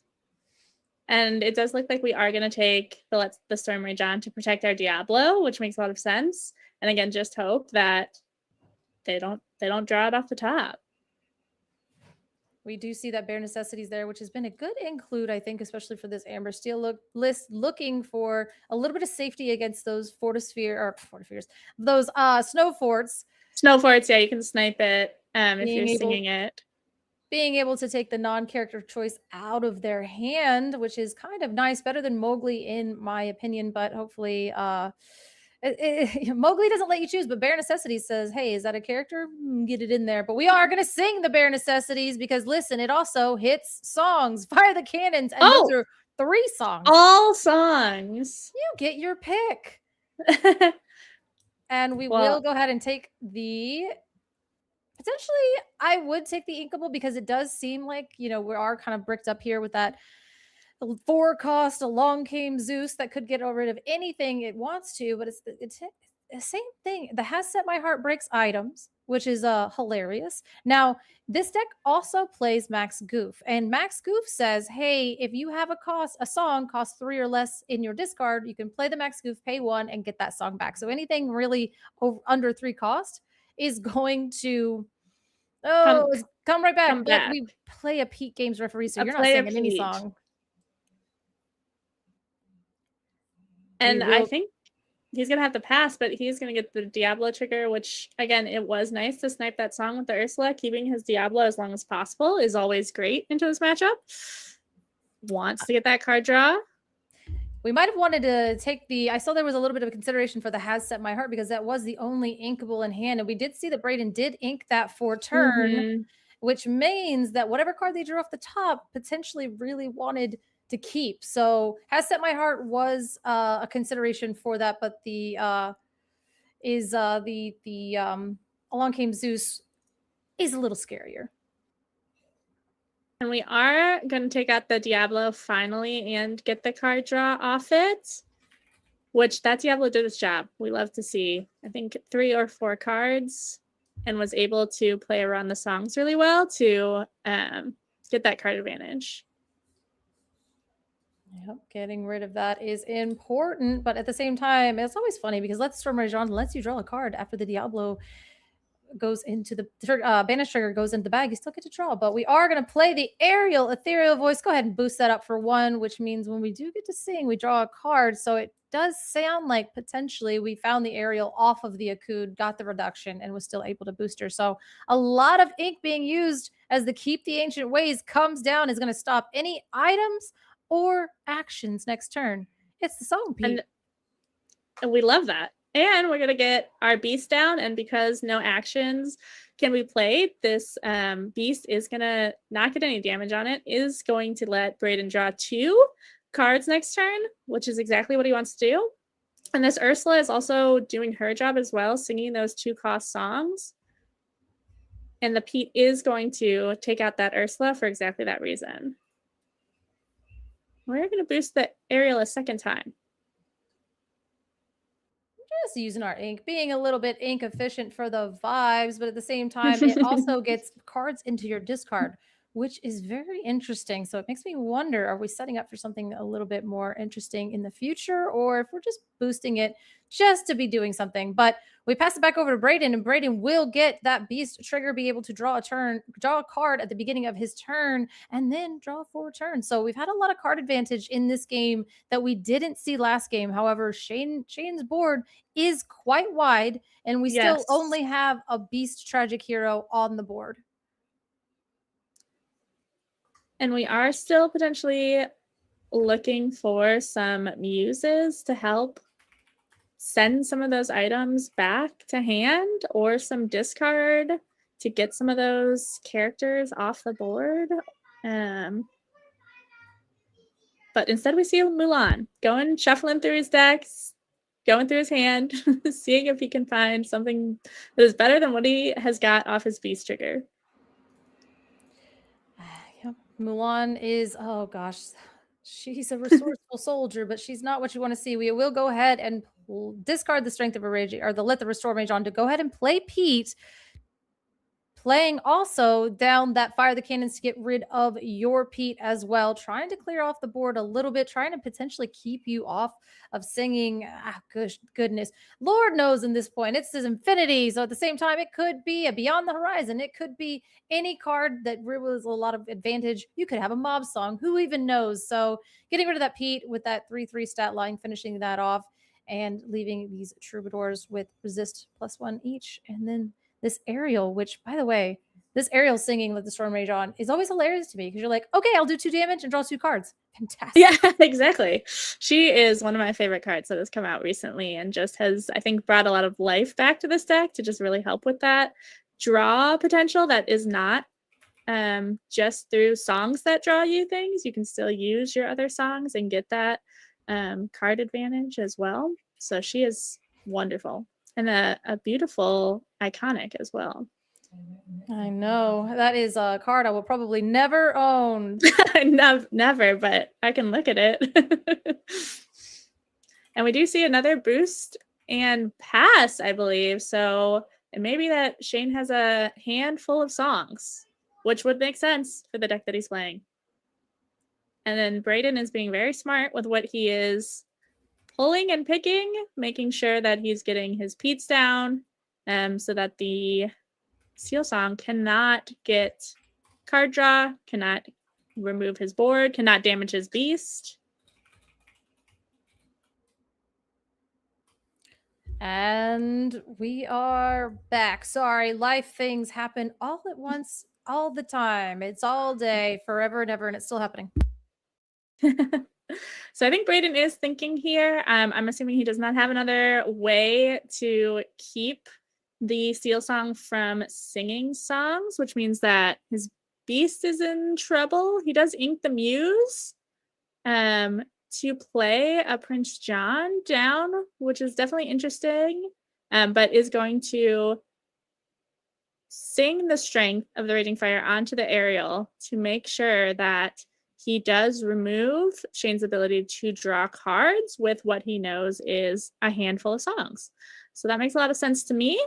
But he does have no cards in hand currently, but his board is a lot better than Shane's at the moment, and he has Ward down, which is great. Passing it back over to Shane, he is considering what he drew. He's got 2 singers on board. And deciding, we see another aerial go down. He is unable to boost this turn. He has not been inking at the same rate that Brayden has. So Akut is great. You can sneak out early characters. You can even sneak out the aerial and boost her. But now he is unable to boost her and still sing. So likely debating if he wants to hold on to his cards here and get that draw or start removing some of this board.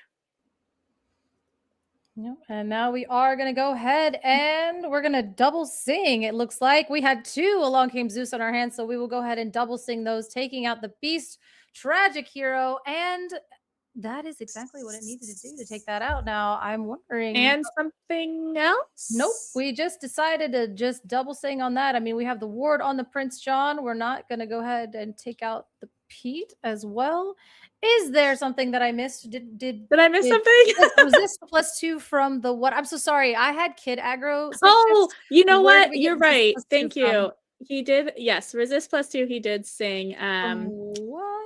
a song, and I'm forgetting the name of the song. I apologize. It's the Treasure Planet song. Draw a card. Resist +2. Oh, So okay. he- So, yeah. Yeah. Got it. I was like, let's see. So we did have to use 2 I- Along Came Zeus's on that. Sorry, Which my is tough. I'm No, so that is scared. okay. So I was supposed to be paying attention and missed it. Yeah, I was And wondering. then I was like, well, the same thing is here, but yeah, Kid Aggro, it does come after us. But we do see Prince John doing a little bit of questing here, saying, "Hey, listen, I just need 2 lore at this point. I'm not sure what you have in your hand. Actually, I do, because you have 0 cards in hand. You had 2 Along Came Yeah. Zeus's, and Brayden And played also has both of no them. cards in hand. So that does mean that this game is in a violent Top deck war. war. And we are 23 minutes into round, and we're at 3 lore and 1 lore. So at some point, we got to start questing. And we are going to play an Aurora, which is not necessarily what you want to see at this juncture of the game. And we are going to boost our aerial and then likely just stay to keep that singer available so you don't have to exert your aerial to sing and can get draw next turn, hopefully. Absolutely. Brayden Cohen looking through his discard here, looking at everything that we have left, trying to think of all the different lines. I mean, we've drawn a ton of cards. Shane has also been doing a really good job of keeping their hand quite low in this instance of the Prince John on the board. Now, probably sitting here and taking a little bit of time. I'm not sure exactly what's happening. Maybe we had a bit of a judge call to try to keep everything a little bit cleaned up here. But at the same time, it is difficult to think who has the advantage here, because we can challenge in with the aerial, getting rid of that Prince John. I think that would be a really good thing, because again, so we'd have the Deceiver of All set up. So if we start drawing cards that could potentially give us some advantage, then okay, so we are going to go ahead, do a little bit of a challenge in with this, keeping the aerial upright, because it will be able to get taken out by the Pete in return. And we are really valuing that aerial ethereal voice as a second Pete off the top. And a little bit of Pete off the top is great. And I think he is just going to take out the singer there and then quest with his Prince John. Prince John getting more lore than we normally ever see him get, but at the same time, cleaning up the board a little bit. Again, when your opponent is in a top deck war and they're ripping Auroras, and then you're just sick past what's on the top of your deck, even if it were an action, we were still under that Pete effect. Now we're starting to sit here and think, hey, do we need to do a little bit of challenging? Brayden is correctly realizing that we should just turn this Prince John into a character that gets lore instead of a character that sits there and does crimes with ward on it. So trying to just get incrementally where you need to be. I hate this. I do hate it. It's anybody's game. If with one clean top deck could just swing the game in either person's favor is the other thing that is really challenging. So these decisions do matter at the end of the day. And we are I'm going to taking challenge that into the deceiver Pete. of all every single day. I don't care about that Prince John because I don't have any cards in hand. But if you rip a song off the top and double sing, you might be able to draw into a ton of answers. So Prince John isn't doing much for you except for getting lore. But now we've left our ethereal voice vulnerable, which means we can then go ahead, challenge that in, and get rid of your card draw engine as well, leaving you with an Aurora on the board with that boosted Cindy underneath it. That probably would have been nice, but you're on 4 ink and you'll play a Pete. And so we'll just stall this game out a little longer because why not? Why not? We are at 5-2, and we do see another Ursula go down.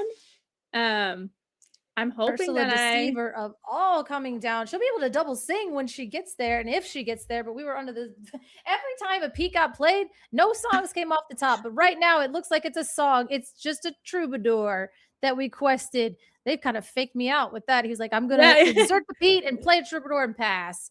Hopefully, this is a song. It's a Pete. I swear to God, Brayden. No more and Pete's. Brayden is just looking for Pete's. one song, just one song for this Ursula. First of all, they're not drawing songs. They're not drawing songs. Second of all, they're only drawing Pete's. They've been under Pete triggers for the last 4 turns in a row. This game is clown shoes.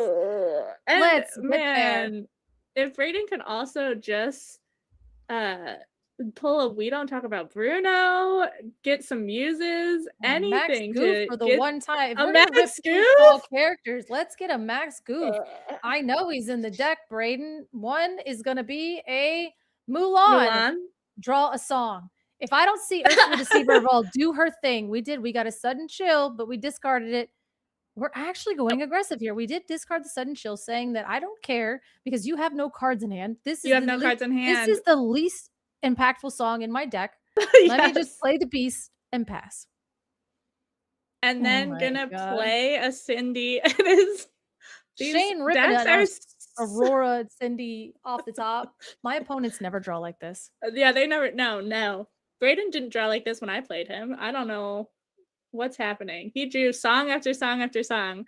It is unfortunate both of these people playing decks that have so many songs and actions, looking for one to turn the tide and can't seem to find one that helps them out. And debating here, Shane, I think, asking if he should quest or not and deciding not to.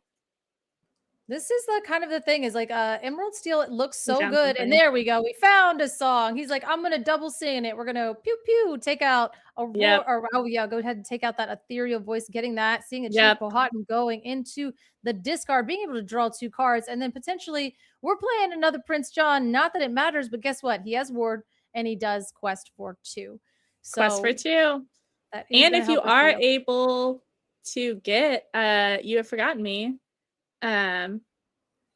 sorry, We Don't Talk About Bruno, it is going to draw you 2 cards essentially. But we are going to go ahead and scoop it up here because Shane said, I've seen enough. You play to keep the ancient ways. That's another Pete effect. You got a wide board. You're just questing. I see the writing on the wall. For the love of God, let's go to the next game. Let's go next. And they only have 30 minutes. So Shane's going to want to win this and then race to their 3rd game, hopefully. We always love a game 3 here on the ICL. And you know what? Even if we have to see the Diablo player win it, it means more Disney Lorcana, and that is it. But let's hope that these song decks draw songs and then draw songs under Pete effects with 0 cards in hand for several turns and 100 1 drops. I know. Oops, all bad 1 drops. Yeah, and I think all his good cards went onto the aerial for the boost, which is the most unfortunate thing. Now, I would like to see why we are boosting. That is like information that I do not have. Potentially, when you have like a Chernobog in this deck, which would be insane. That would be an insane thing. But at the same time, it makes sense to me. It just makes sense to me. Like if there were a Chernobog in it, maybe that's why we were boosting potentially. But at the same, I'm just like, probably just throwing all your. I'm not sure, or if it's just I mean, it would be interesting to see, if they have I guess, yeah, that's a good point. That is actually a very good point into this matchup. If they send it back to hand or they can't use it. But yeah, if they end up Brunoing it, knowing that it's one of the main ways you draw cards, go ahead. I'll take my extra cards.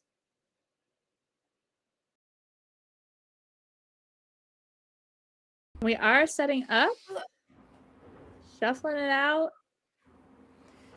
I was wondering about that. Thank you, Bobby, coming in from there with the Bruno. I was just like, why in the, and that does make sense. I mean, especially in this matchup, that is the only way to really, that's not the only way, but it's a very good way of getting rid of a card off your board. But if you Bruno it, then it's going to make that discard a little bit funnier for your opponent to have to deal with. Yeah, we talk about that card. And we are going here with our altars now.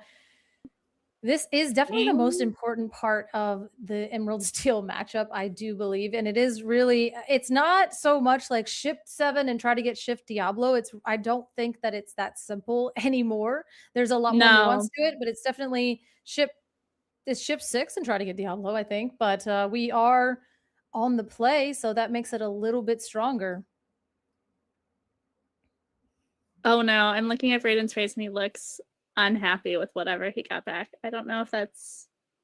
Brayden looks unhappy most of the time. Oh, maybe he didn't. Okay. Maybe maybe he didn't did send anything yet. we draw our cards yet? Oh, I was like, I was like, I've actually done that before, and a judge will come over and be like, "Well, you get to just shuffle your deck now and draw the cards. You actually just played yourself." And I'm like, "Yeah, okay, good, right. Thanks, yeah, thanks. I'm sad. Do you want to be sad with me?" And then you draw the same. I'm like, shut up. We're at a DLC. Don't even make that face. We take those. Your opponent incorrectly altering and playing themselves. Absolutely. We take those. But yeah, we take those. We take those. Here we go. 3, 2, 1, 1, 2, 3. What are we doing, Brayden? What is the meta? Tell us how or just tell your opponent. So 3, 1. Oh, 3, 2, 1. Oh. Keep that in mind. I always like to do this. I'm like, whatever, same. Yeah, I'm a big same. I like the way you think. Yeah. I'll do a dealer's choice. Yeah. That's another one. Whatever you want. Well, I'm not going to let a dealer's choice. I'm not going to let that. I'm not doing that. I want some semblance of control, but I want to do like mind games. I'm like, same. Not like however you want. And they're like, oh, well, sick. I'm just going to stack my deck like this. I'm like, no. I'm like, I guess I'm like, if you're stacking your deck on the ICL, get a hobby. I don't know what else to tell you. Fair enough. We're going to ink a Max Goof and pass because it is a turn 1 Cinderella ballroom sensation, which her favorite song is Let the Storm Rage On.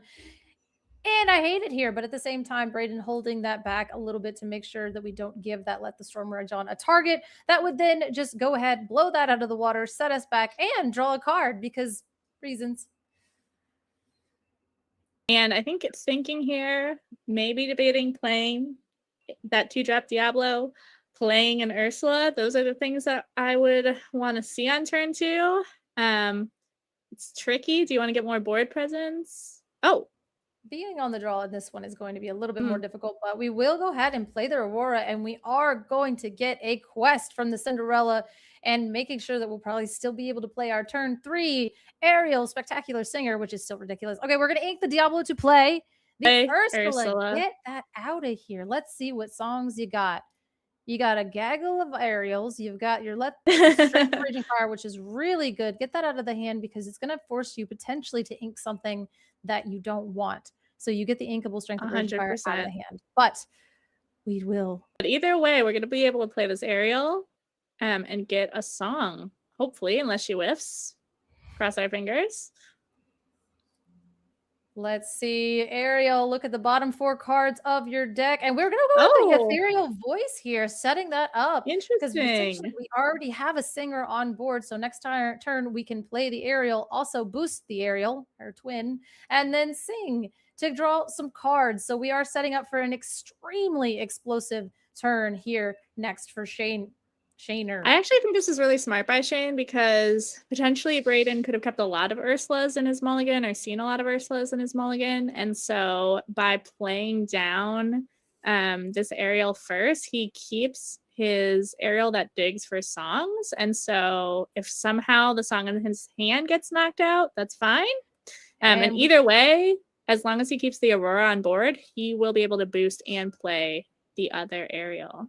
Absolutely. As we do see the Prince John comes down and Ursula sings her favorite song, Sudden Chill. Going ahead, Shane are going ahead and getting rid of that the Along Came Zeus that was immediately unable to begin with. So we will be able to draw a card and get that Prince John trigger. Interesting though, Brayden did have to ink the Max Goof, which could have been very helpful a little bit later. So that has gone into the inkwell. Not sure how many he plays, but I know sometimes people don't play the 4 cards of Max Goof. So I wonder if that was a kind of tricky decision there.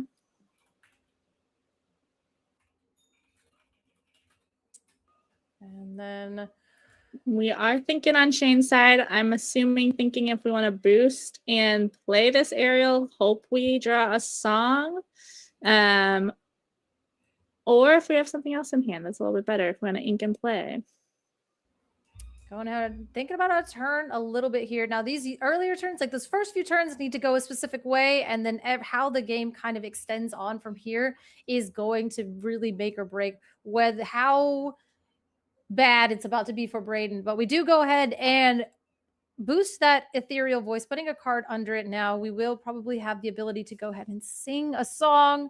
We did discard the Along Came Zeus, but we do have a Let the Storm Rage On, opting to sing it with the ethereal voice. Going to go ahead and draw 2 cards here, doing 2 damage to the only target we can because Ursula doesn't have ward, and seeing what we have left here. Potentially playing another aerial, which would be diabolical, but at the same time, that's what looks like what we're about to do. Does look like we are going to quest, assuming we're going to play down a princess of some kind at a discounted rate. Amber Steel being our favorite new princess deck as Ariel, Spectacular Singer, makes it back down to the board. And we now have too many Ariels and too many princesses. It's so funny. Sapphire Steel was the princess deck. Amber Steel is now also the princess deck. The princess It's a lot. Now, this does look like similar to, especially with the Bare Necessities, it is the one, it looks similar to the one that Lorgains used to win the CCQ. So it's a very, very good deck. It's a very good deck. It is very good. And able to keep a lot more. This Aurora, even though she doesn't have that singing ability, sometimes it can be nice to get that early song off. She does let you keep things in your hand. And that can be really helpful. You just don't have to ink as much as we see from Shane. He's just staying at 3, 4 maybe ink and not kind of worrying about it. We did see him get the World's Greatest Criminal Mind off of the aerial, throwing that immediately into the inkwell because that card is actually useless in this matchup. And World's Greatest Criminal Mind is the best card in your deck until it is literally the worst. But it's not. We do see a hidden cove. Wait a minute now, going in for the inkwell. Basically, Brayden's saying, I ain't playing no fort, I'm playing a cove. And what are you going to do about it? You're going to ink it. As the Muses comes down, this is the card. Is it too late? Will he have a song? Definitely not. I mean, if we have a song, it's going to be good, but we don't really want to expose our Prince John at the same time because Shane does have quite a few cards in hand. So we are going to have to see if we're going to allow this trade-off because we can go ahead and get rid of some of those 1-2 strength like the Ariels, the Aurora, the Cindy, but we can't get rid of that ethereal voice.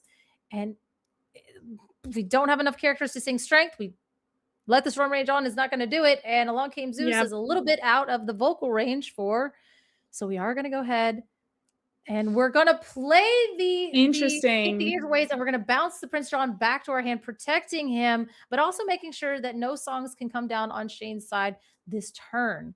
Or items, just in case he's feeling a little froggy. Just in case he has a little sleepy flute, maybe.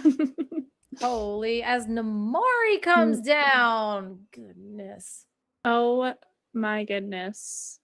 And she is not too beefy right now. I think she's going to go up to 4. There's 4 cards in the discard. But she can absolutely do a lot of damage, which is going to be tough She do about for 4 damage right now. but it's gonna be tough for Brayden. Can just start knocking some of his things off the board if he does sing. And we're seeing a lot like game 1, where Shane just has an extreme board presence and Brayden just does not have a lot of ways to answer the board. So we are going to go ahead and sing Let the Storm Rage On, and that will draw us a card and also give us a Muse's trigger. We are going to go ahead and see what we draw for turn first before choosing the Muse's trigger, because it could make all the difference in the world. Bouncing the Cinderella Ballroom Sensation back to your hand, getting rid of that old gal. Technically, you don't really want to bounce the Spectacular Singer because I don't want to let you dig for more cards. Yeah. But at the same time, we got to start doing something. And something is going to be done for 3 ink here. Is it another Let the Storm Rage On? Getting rid of that ethereal voice. All right. Incredible. Namari's getting way bigger, which I guess that is a reason why you would want to boost her, because you throw a Namari and now she's basically true. at 12-5. That is also very true. We're learning. Thank you, Shane, teaching us the ways. And I do think that Cinderella is definitely a good choice.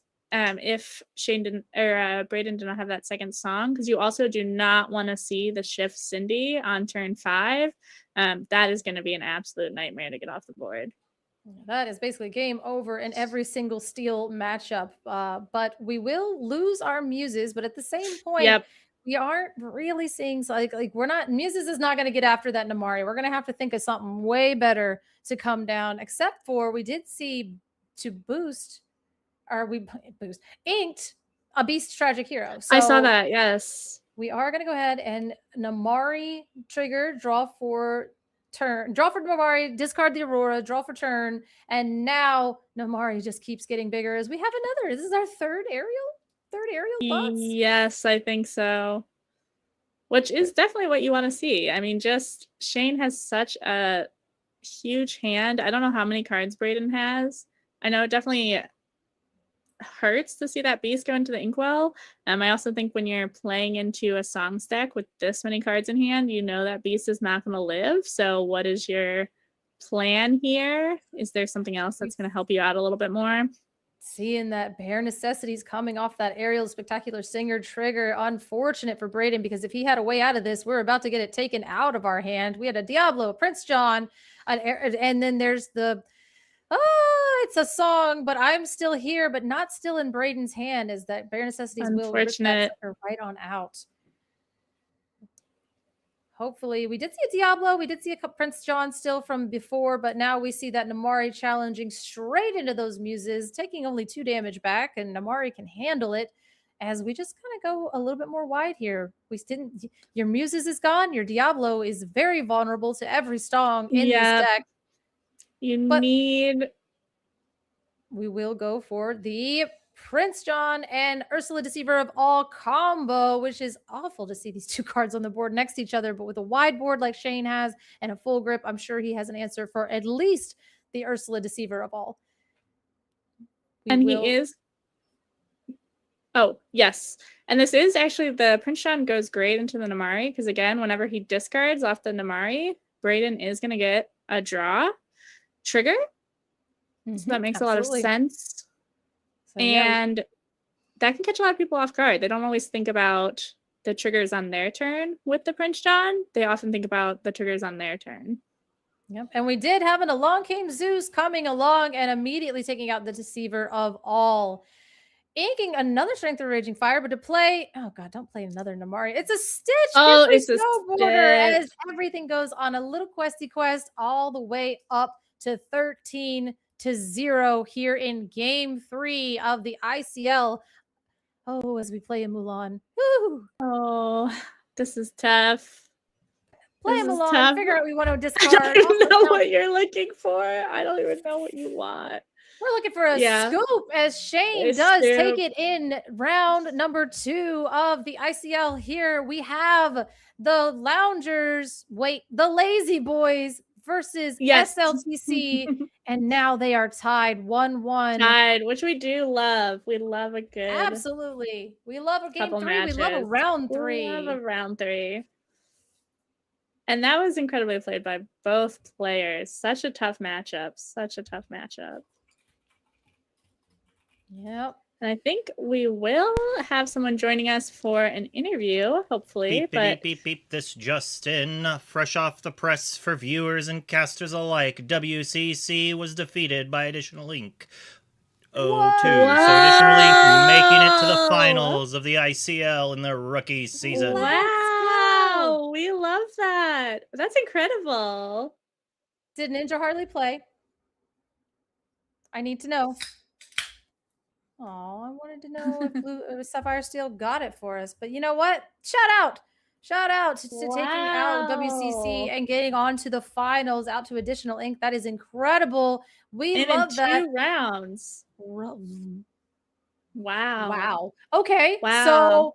So I'm just gonna drink my drink and not talk about that. Just 2-0ing world-class we love champions. that. Wow. We love that. Proud of you guys. And that's why the ICL is so much fun. You never know what you're going to see. You never know who's going to show up. You never, ever know. But at the same time, we're not done here. SLTC versus the Loungers. This round 3 is going to be amazing because you know what? It's always at this point. It's like, these are the Lazy Boys, but it's like there's an asterisk. You know what I mean? Like, come on.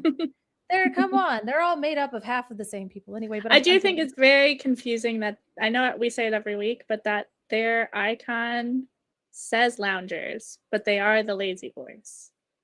It's literally I don't know why they did that to us. Why did people. they wanted to see us fail? Because they wanted? They have so many people that want to play, and there's so many people that test in that group that they're like, we need 2 teams. That makes sense to me.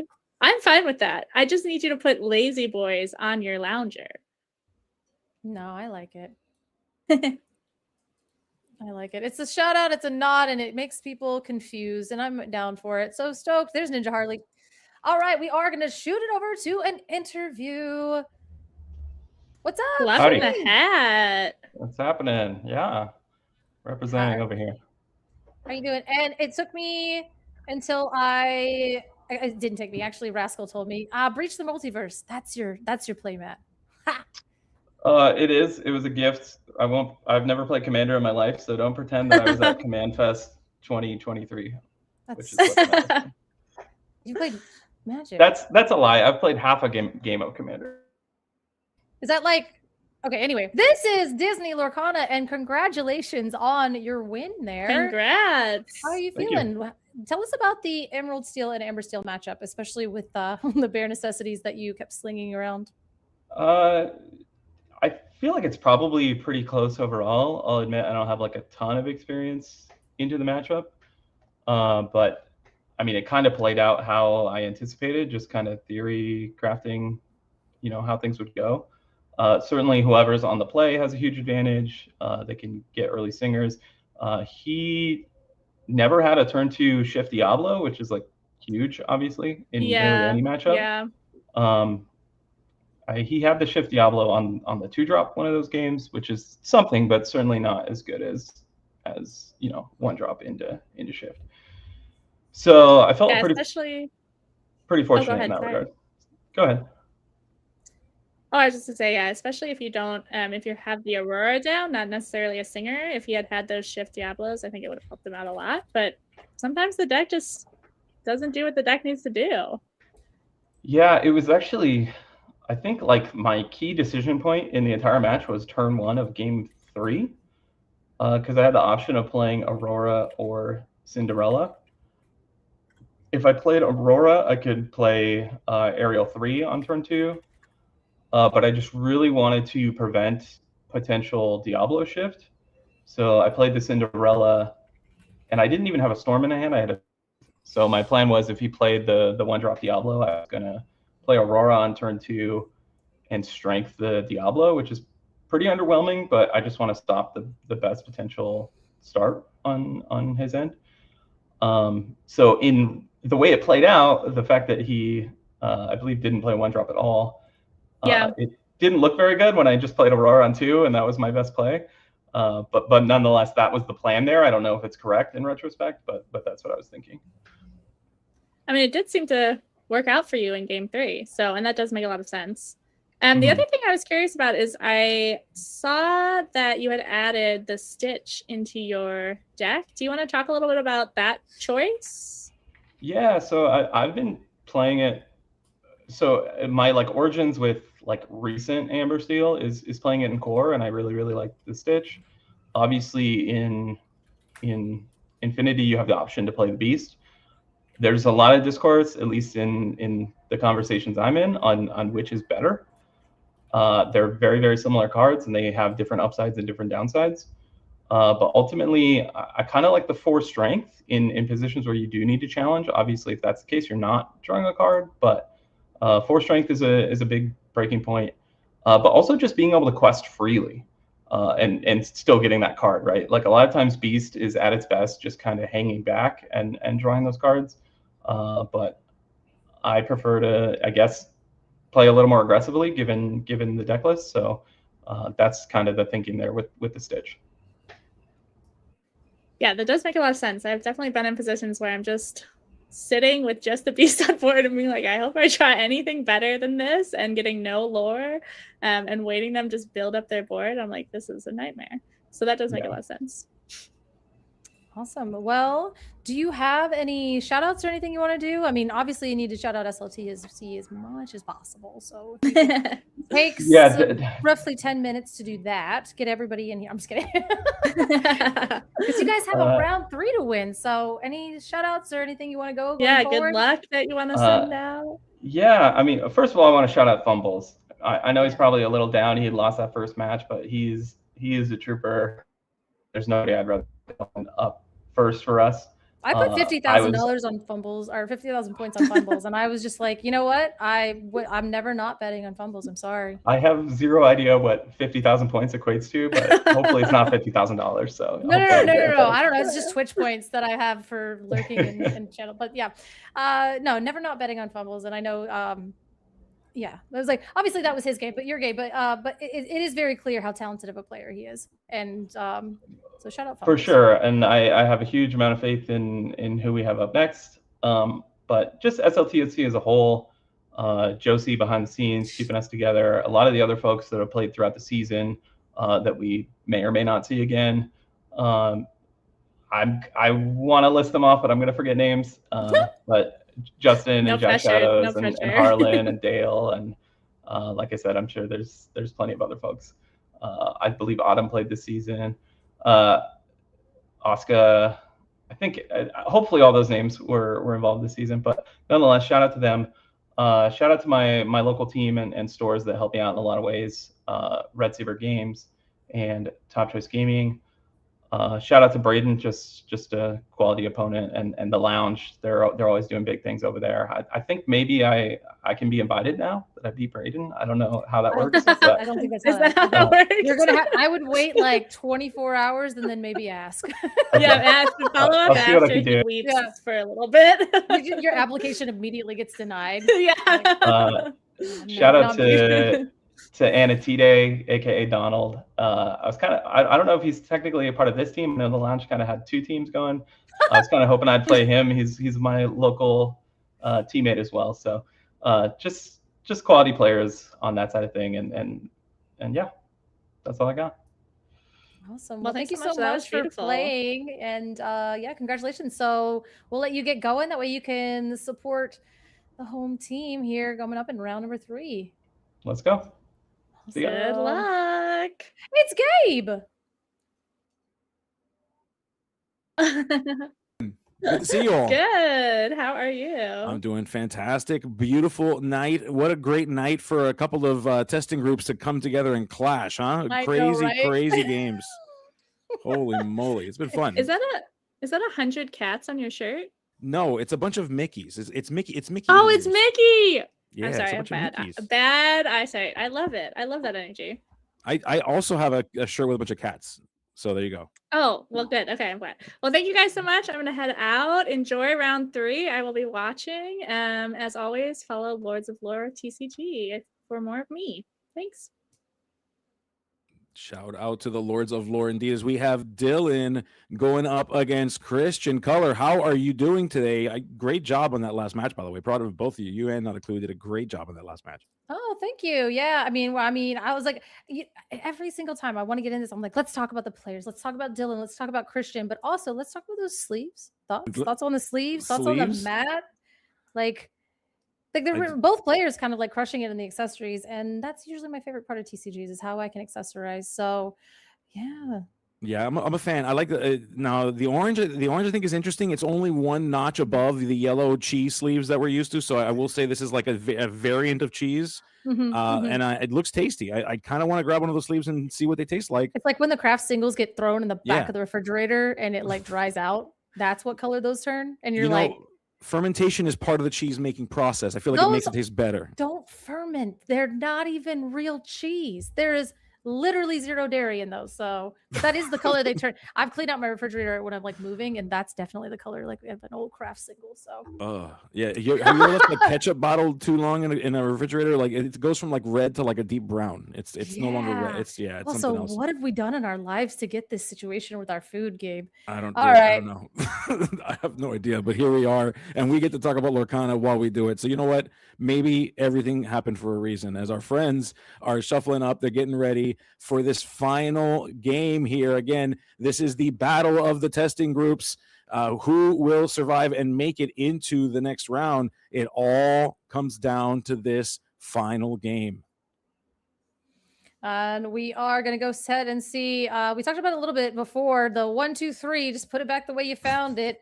That's usually, you know what? It's, at this point, like we know it's webcam games. We got to keep it honest. But at the same time, I'm always just like, can we please play the game?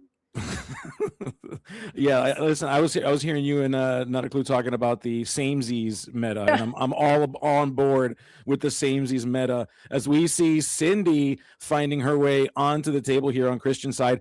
Pretty indicative that we are likely to see Amber Steele coming from the lounger side finally, as we see Mulan making way for a Bobby. I think this is exactly the kind of matchup that we think it will be, Color. I know. I mean, that's the only matchup left in this game, don't you think? But at the same time, Dylan, why are you playing over there? But it's fine, as we are going to go ahead and discard a Lilo Escape Artist off of the Bobby Zimmerowski.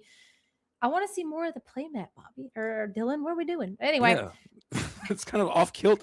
Listen, I guess we just have to accept that we don't color. We don't. Speaking of color, you're here on screen. We don't like to color within the lines. Okay, we stay outside the line. Notice how I'm drifting off the box here. I feel like this is me. I'm doing Dylan right now. This is my Dylan impression. I'm half off the screen while Luke is probably screaming at his monitor right now as I recenter myself so he doesn't freak out. Sorry, Luke. I didn't mean to. I know how that bothers you, but we have three characters now on table for Dylan. What you'd expect to see from this strategy, the Amber Emerald strategy, with potentially the dogs. Bobby, I guess, kind of a dog, but kind of not. I'm not sure, but we see. That is the Mulan, but yeah, we're trying to use the Mulan to get a little bit of vision here, but at the same time, we saw the Akud on the other side, which gave us the discount and allow us to get that aerial ethereal voice out a little bit early. Yeah. And then again, watching Dylan go Willow character, it's all fine. It's all fine as we try to sit here and accelerate to our game plan. Now, this is a very strong start for Christian, being able to boost that literally the next turn, singing a card, potentially getting rid of that Willow, drawing a card from the Let the Sword Rain On, and drawing a card from the aerial ethereal voice. Like, okay, this could have not been a better opening for Christian. Yeah. This is exactly the kind of start that Christian needs. We're already pelting these characters, taking them off the board, keeping these characters, keeping this board nice and slim. Dylan trying to expand the board here. Of course, we all know that the goal here is to play Tramp, and that street smart dog needs a lot of friends on that street in order to come out much earlier. So Christian, aware of that, very, very heads up play here, saying, no, you don't need all those characters. Bobby is just fine all by his lonesome.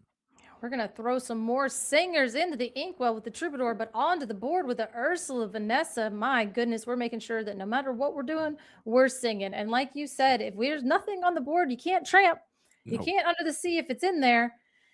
It probably is, because we saw the Mulan, and if this is the new deck, that's not an Eleanor, that's another Mulan. So we've seen a couple inked, and now we're seeing one onto the board. Now, she is a 1/4, but we have enough characters and enough singers this turn to where Christian can handily dispatch that. And if that's the case, it's not really looking too good here for Dylan. No, it's not. Christian, with so many resources in hand, like this is not even a problem right now. Able to deploy characters. You have to imagine there's some amount of songs still remaining in Christian's hand or ways to get to them. And this Ariel, the ethereal voice of Ariel, has paid its way in multiples here, just drawing so many cards from it so far. Christian's got to be feeling pretty good in the spot he finds himself in, for sure.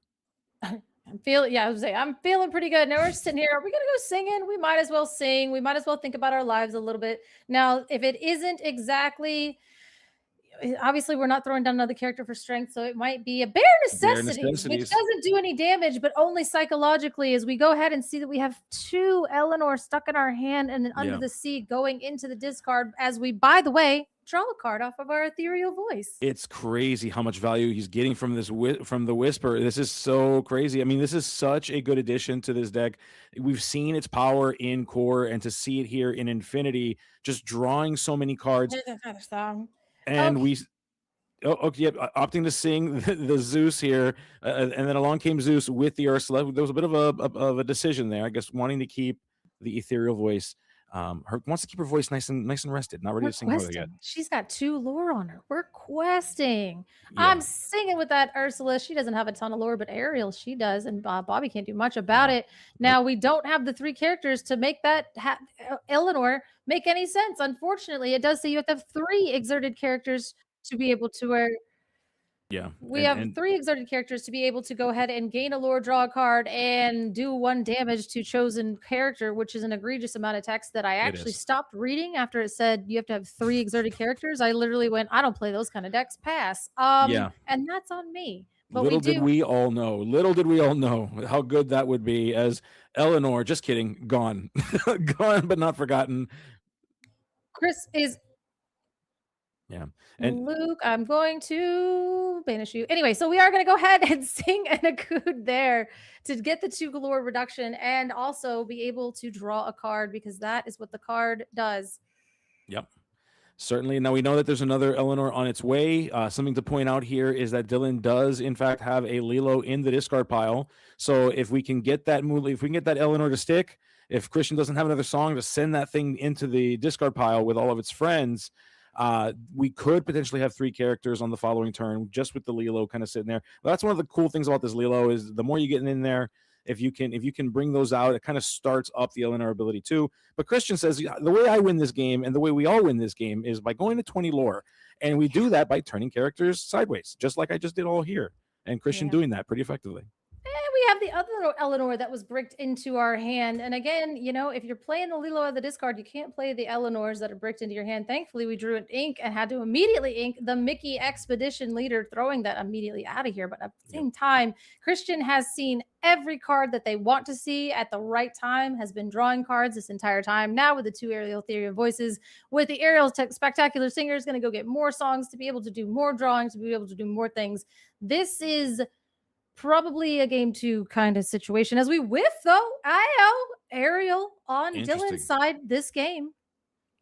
Yeah, no, we did whiff. I mean, we did see a lot of those songs early on. You're looking at that Christian's discard pile there, which is nice and organized for us to see pretty much every card that went through there. We're jumping all the way up to 13 lore. So it's no wonder that Ariel missed. I mean, we already saw so many of them. It's a matter of time before we get through clumps of this deck where there's just not going to be any, revealing the tragic hero beast for that Ursula. But it doesn't matter because Christian ends, and we're going to game 2.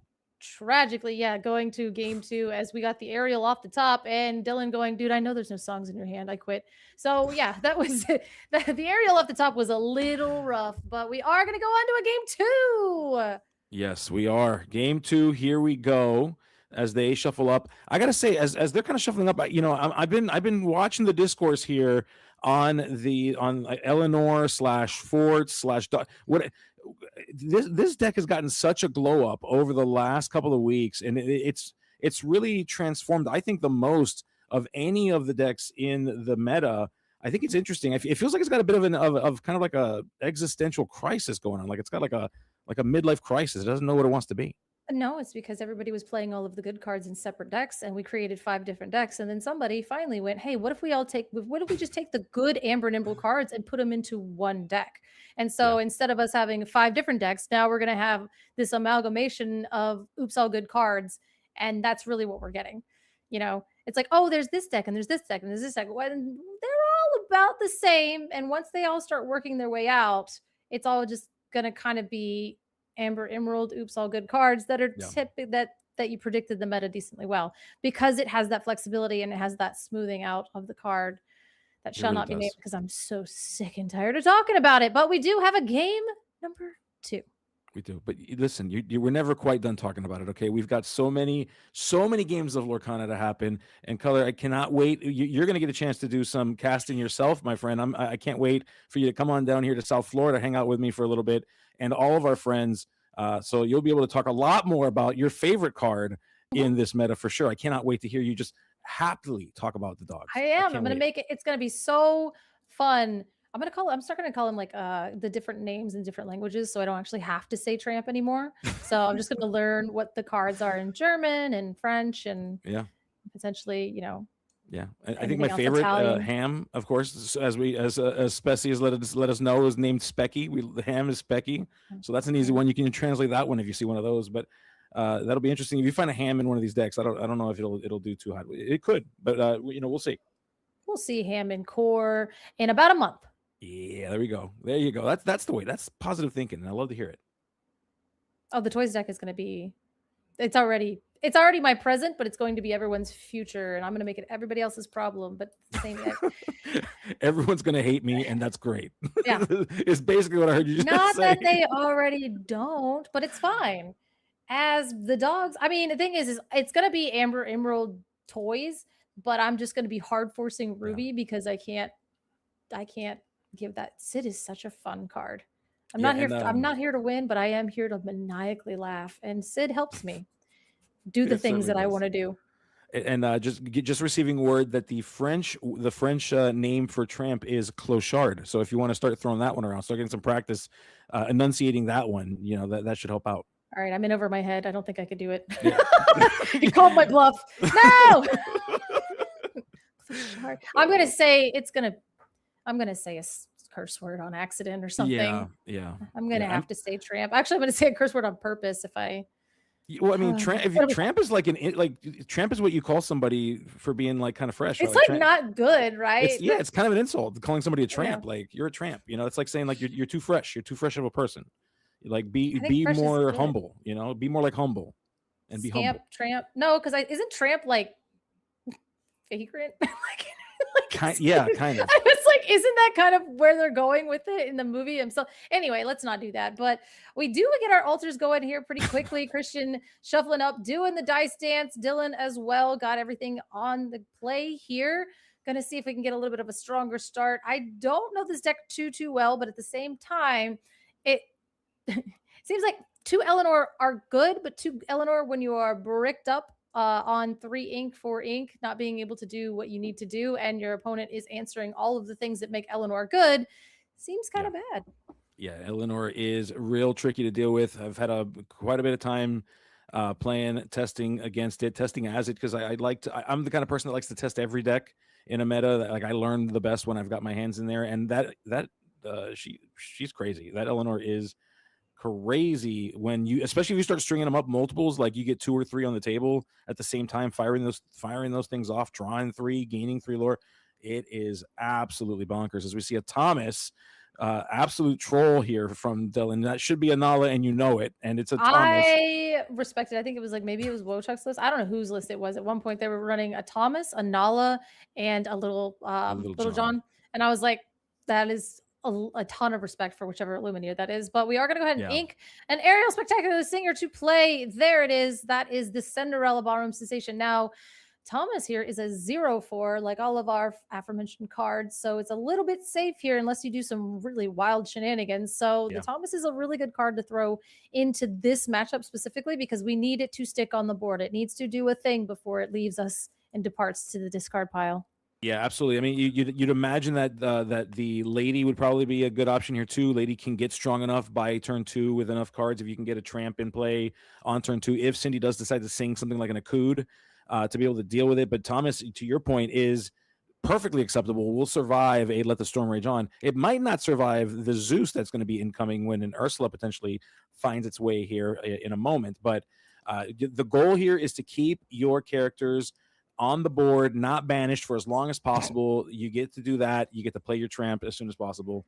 And Ooh, this is a good. Yeah, we like this.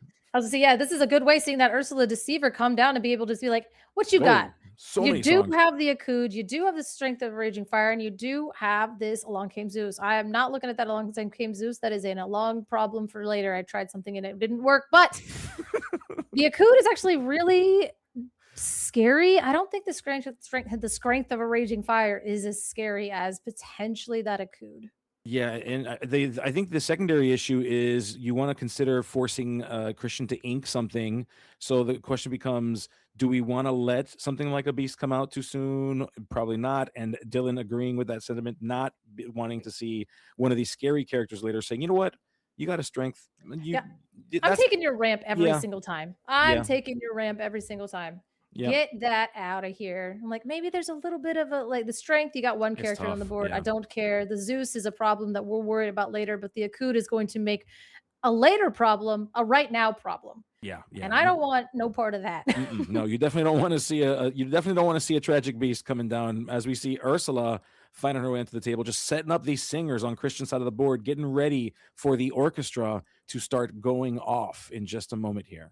Absolutely. Now we do now. I mean, I might all those jokes, and it is a now problem. The Along Came Zeus is imminent because of this singer for in the Ursula Vanessa. Now we are going to ink a tramp, but we did see Christian ink a Bare Necessities, which I thought was pretty cool. Yeah. But we are going to just play a lady after inking a tramp. So it makes me wonder. We're playing another tramp. So listen, I'm going to make sure my board is super wide, and if by some miraculous chance I get an Eleanor on the board, I will be getting those triggers this game. Yeah, Dylan is basically telling Christian, you know what? I know you got them, so start using them, dude. Like, go ahead. You want to go ahead and you got songs? Go ahead. Here is a smorgasbord of characters for you to sing at. All right, I dare you. I double dog dare you. Get it? Dog deck. I double dog dare There's you. two to dogs sing on the them. board. Yeah, I see what you did there.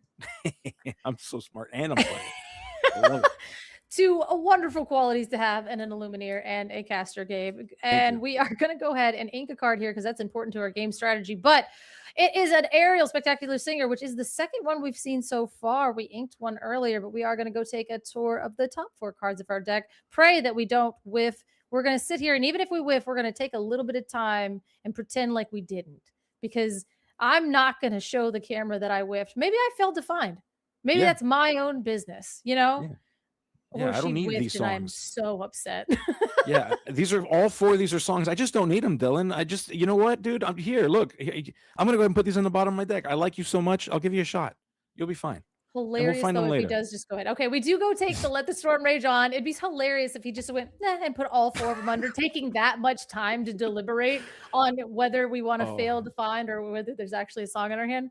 I'm instantly calling a lore guide. I'm like, dude, slow play. God, lore guide, get over here. Instant. This guy's trying to bluff with an aerial. Yeah. This ain't poker, dude. What are you doing? Come on. But we did take the Let the Storm Rage On, which does not get after any of the characters here, because Dylan also notably making sure that everything is going to be able to withstand as much damage as possible, getting the beefier ones onto the board. Would be able to sing a strength on the lady, but that Let the Storm Rage On isn't really going to do anything except for draw us into another card that potentially could leave damage on something for a Rapunzel that Dylan might be leaving in his hand. So you're just helping out your Rapunzel player here. Absolutely. Yeah. My 2 favorite words in all the Infinity testing that I've been doing: Rapunzel trap. Let's go. You set them up and you see if they'll take it. And Christian not biting for the bait, saying, I'm not a fool, dude. I've been testing. I know what I do. As we play the street smart dog, the tramp is here, folks. We're going to draw 4. We're going to discard 4. And maybe all 4 Lilos will find its way into the discard pile. That'd be great for Dylan. Great for Dylan, but disgusting for literally anybody else. But at the same time, We had a tramp inked earlier on in the game, so we had this second one in hand. I was wondering if that was telling us a story about Dylan's hand, but it was just telling us a story about how good Dylan's hand was. Yeah. And tramps always come in multiples, but now being able to draw 4 cards and just discarding the poopy cards that we potentially could get back later if we do have those Miss Park avenues in our can. And of course, by poopy cards, I mean anything that costs 1 or 2. Yeah. Because that's what Park Avenue does. They are certainly Mouska tools to be used for later. Thank you, Toodles, for all of that work as you're going to send this into your discard pile. We'd love to see it. Christian, of course. Okay, sorry. Well, Dylan will. I'm speaking on behalf of the point of view for Dylan. You know what? That's a really good way about it. I like that. Yeah, somebody's happy about it, and it is Dylan, and the tramp player is happy. So yeah.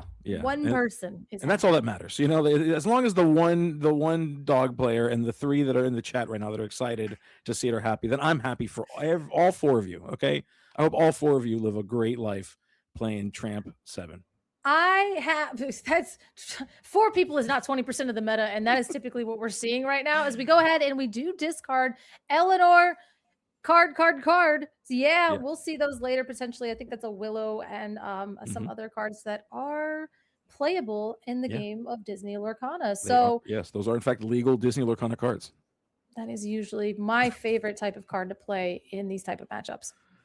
Oh my goodness. As Christian with 3 wonderful singers staring back at this huge board of characters, just dogs hanging out with squid ladies and hanging out with more dogs, and Thomas just randomly there. Yes, Ursula is a squid. Ursula is not an octopus. Count her tentacles. She is not an octopus. Okay, so I just want to be clear about that. Don't she is in squids fact a squid. have beaks? They both have beaks. I'm out. All right, so basically we are going to go ahead and we're immediately going to sing this Let the Storm Rage On that we got. Just kidding. We're going to think about singing the Let the Storm Rage On onto a character here. We ended up getting that last turn with our Aerial Spectacular Singer. Going ahead, throwing that damage onto... It's a big tramp. You take the 2 damage and I'll draw a card. Hopefully we're getting into potentially that aerial ethereal voice, getting that down. We wouldn't be able to boost it this turn, but it is a ethereal way for us to draw cards in the future. Now it does survive and be able to not be thrown under the sea, which is actually kind of funny that the aerial spectacular voice and the Ursula can be whooshed under the sea, but the ethereal voice, however, dodges that pretty handily. I do like the theming of that as we see the Zeus coming in to finish it off. That is a 2-for-1, kind of expensive. We had to use 2 songs to deal with it, but I mean, the ability to sing in Under the Sea, having that character, if potentially there's a Dale, we've seen so many different tech options. The dogs decks these days starting to feel like these very, very toolbox style decks. You could see a Dale, you could see a Mickey Mouse, you could see just about anything, as we are just launching song after song after song, just lobbing them over to Dylan here as we're going to send away that poor Thomas, who's been hanging out with us. Not another song. Oh my God, that's the 3rd song. Along came Zeus into the strength of a raging fire, and all of a sudden Dylan's bored. And another song, that was the whole hand. It was Oops All Songs, and Dylan taking all hope and just kind of deciding that, listen, your whiteboard is gone. Let's play a Nani. It's okay. Regroup, rebuild, rethink the plan. Look at the top 4 cards of our deck, and hopefully it's a good card. We'll put the Ursula into our hand. I don't think... In case we find more songs, I guess we're going to go ahead and bring that back. Bro, I'm inking that. I don't know, man. Like, you just threw 4 songs at me in one turn, I think. Yeah, that was crazy. That was one heck of a turn. Christian just completely leveling the playing field here. It required a lot of resources to do. So Christian is kind of running, breathing a little hard here with a single card left in hand. Dylan grabbing the Ursula is not going to be able to play it this turn, but if Christian is holding on to another song, it's going to want to send that away and hope that we don't draw too many more of them. But yeah, Dylan here is going to have to find a way to recruit. I think that Nani was a great call here, a great play here. Keep your hand somewhat refreshed. Keep drawing more cards if you can help it. Not a ton of ways to do it here in this dog deck. You're doing more filtering than anything else when you're playing the dogs. We've seen Christian in game 1 draw a ton, but not really getting the benefit of things like the ethereal. Are we passing? That is an unfortunate thing to happen here. Wondering what's stuck in the hand, and it's probably nothing great as we do. I mean, we have 4 ink, but at the same time, what? I imagine maybe a Nani and then 2 uninkables in hand, like It could, I so don't know. if we're valuing something like a beast or an city, the Amari, we don't want to oldish- ink the Amari, or we don't want to ink the beast, and maybe we drew an uninkable and potentially trying to hope Yeah. to get it. Yeah, we're trying Because to as like get an Amari on the board. we have Namari, we have Beast, we're about to see it. Let's see it. It's a long game Zeus and a Beast. exactly So it, it's yeah. literally the two things. Valuing, like you said, that card draw, you were absolutely right. I was Yeah. like, what 5 drops would we value over anything? And it is just let me keep the Beast, as we probably drew the long game Zeus. Thankfully, it's inkable. Thankfully, inkable will be able to play that beast. The question is it too little, too late? I mean, we gave up a couple of turns. We gave up some advantage over here after having such a great turn, clearing that board, and then having to just pass the following turn. That was a rough pass of that turn. And playing that beast right now, you got to wonder: is it too late, or is it just in time? We'll find out, I guess.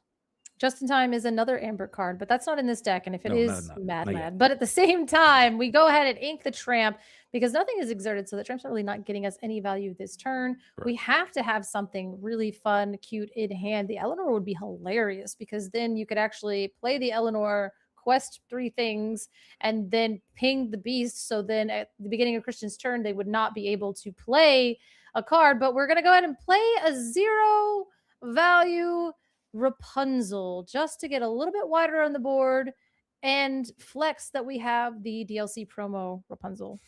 Absolutely. And you know what? I think at this point, it's just a matter of kind of posturing here, just making sure as we sing in a cood with the Cinderella, with the ballroom sensation, Christian here now able to play a pretty powerful character. Is it the Stout-Hearted? No, it's not. It's another beast. I thought it was going to be Stout-Hearted for a second. I thought we were going to see a Stout-Hearted Cinderella, but no. It's Christian playing with me here. All right. Well, we are going to have to do something. We are going to go on Under the Sea right now. It's gonna be Mickey, Expedition Leader. We're going to quest with that, Ursula, quest with the Tramp, reduce the 2 beasts, and then we're going to rip these guys on a singing quest over here to Under the Sea, the entire board. Oh my gosh. Expedition Leader proving why it is a natural include in this deck, and also the math worked out perfectly in Dylan's favor. Perfectly having those 2 characters and then another beast off the top of the Christian with a 3rd beast off the top rope, landing on the table, saying, "Fine, you can have your 7 characters. I'm gonna try to keep drawing, dude." But Dylan, so far ahead on the board, this is crazy. Able to recoup that, doing what Dogs does best. It's the fastest control deck you'll ever see, as Mulan.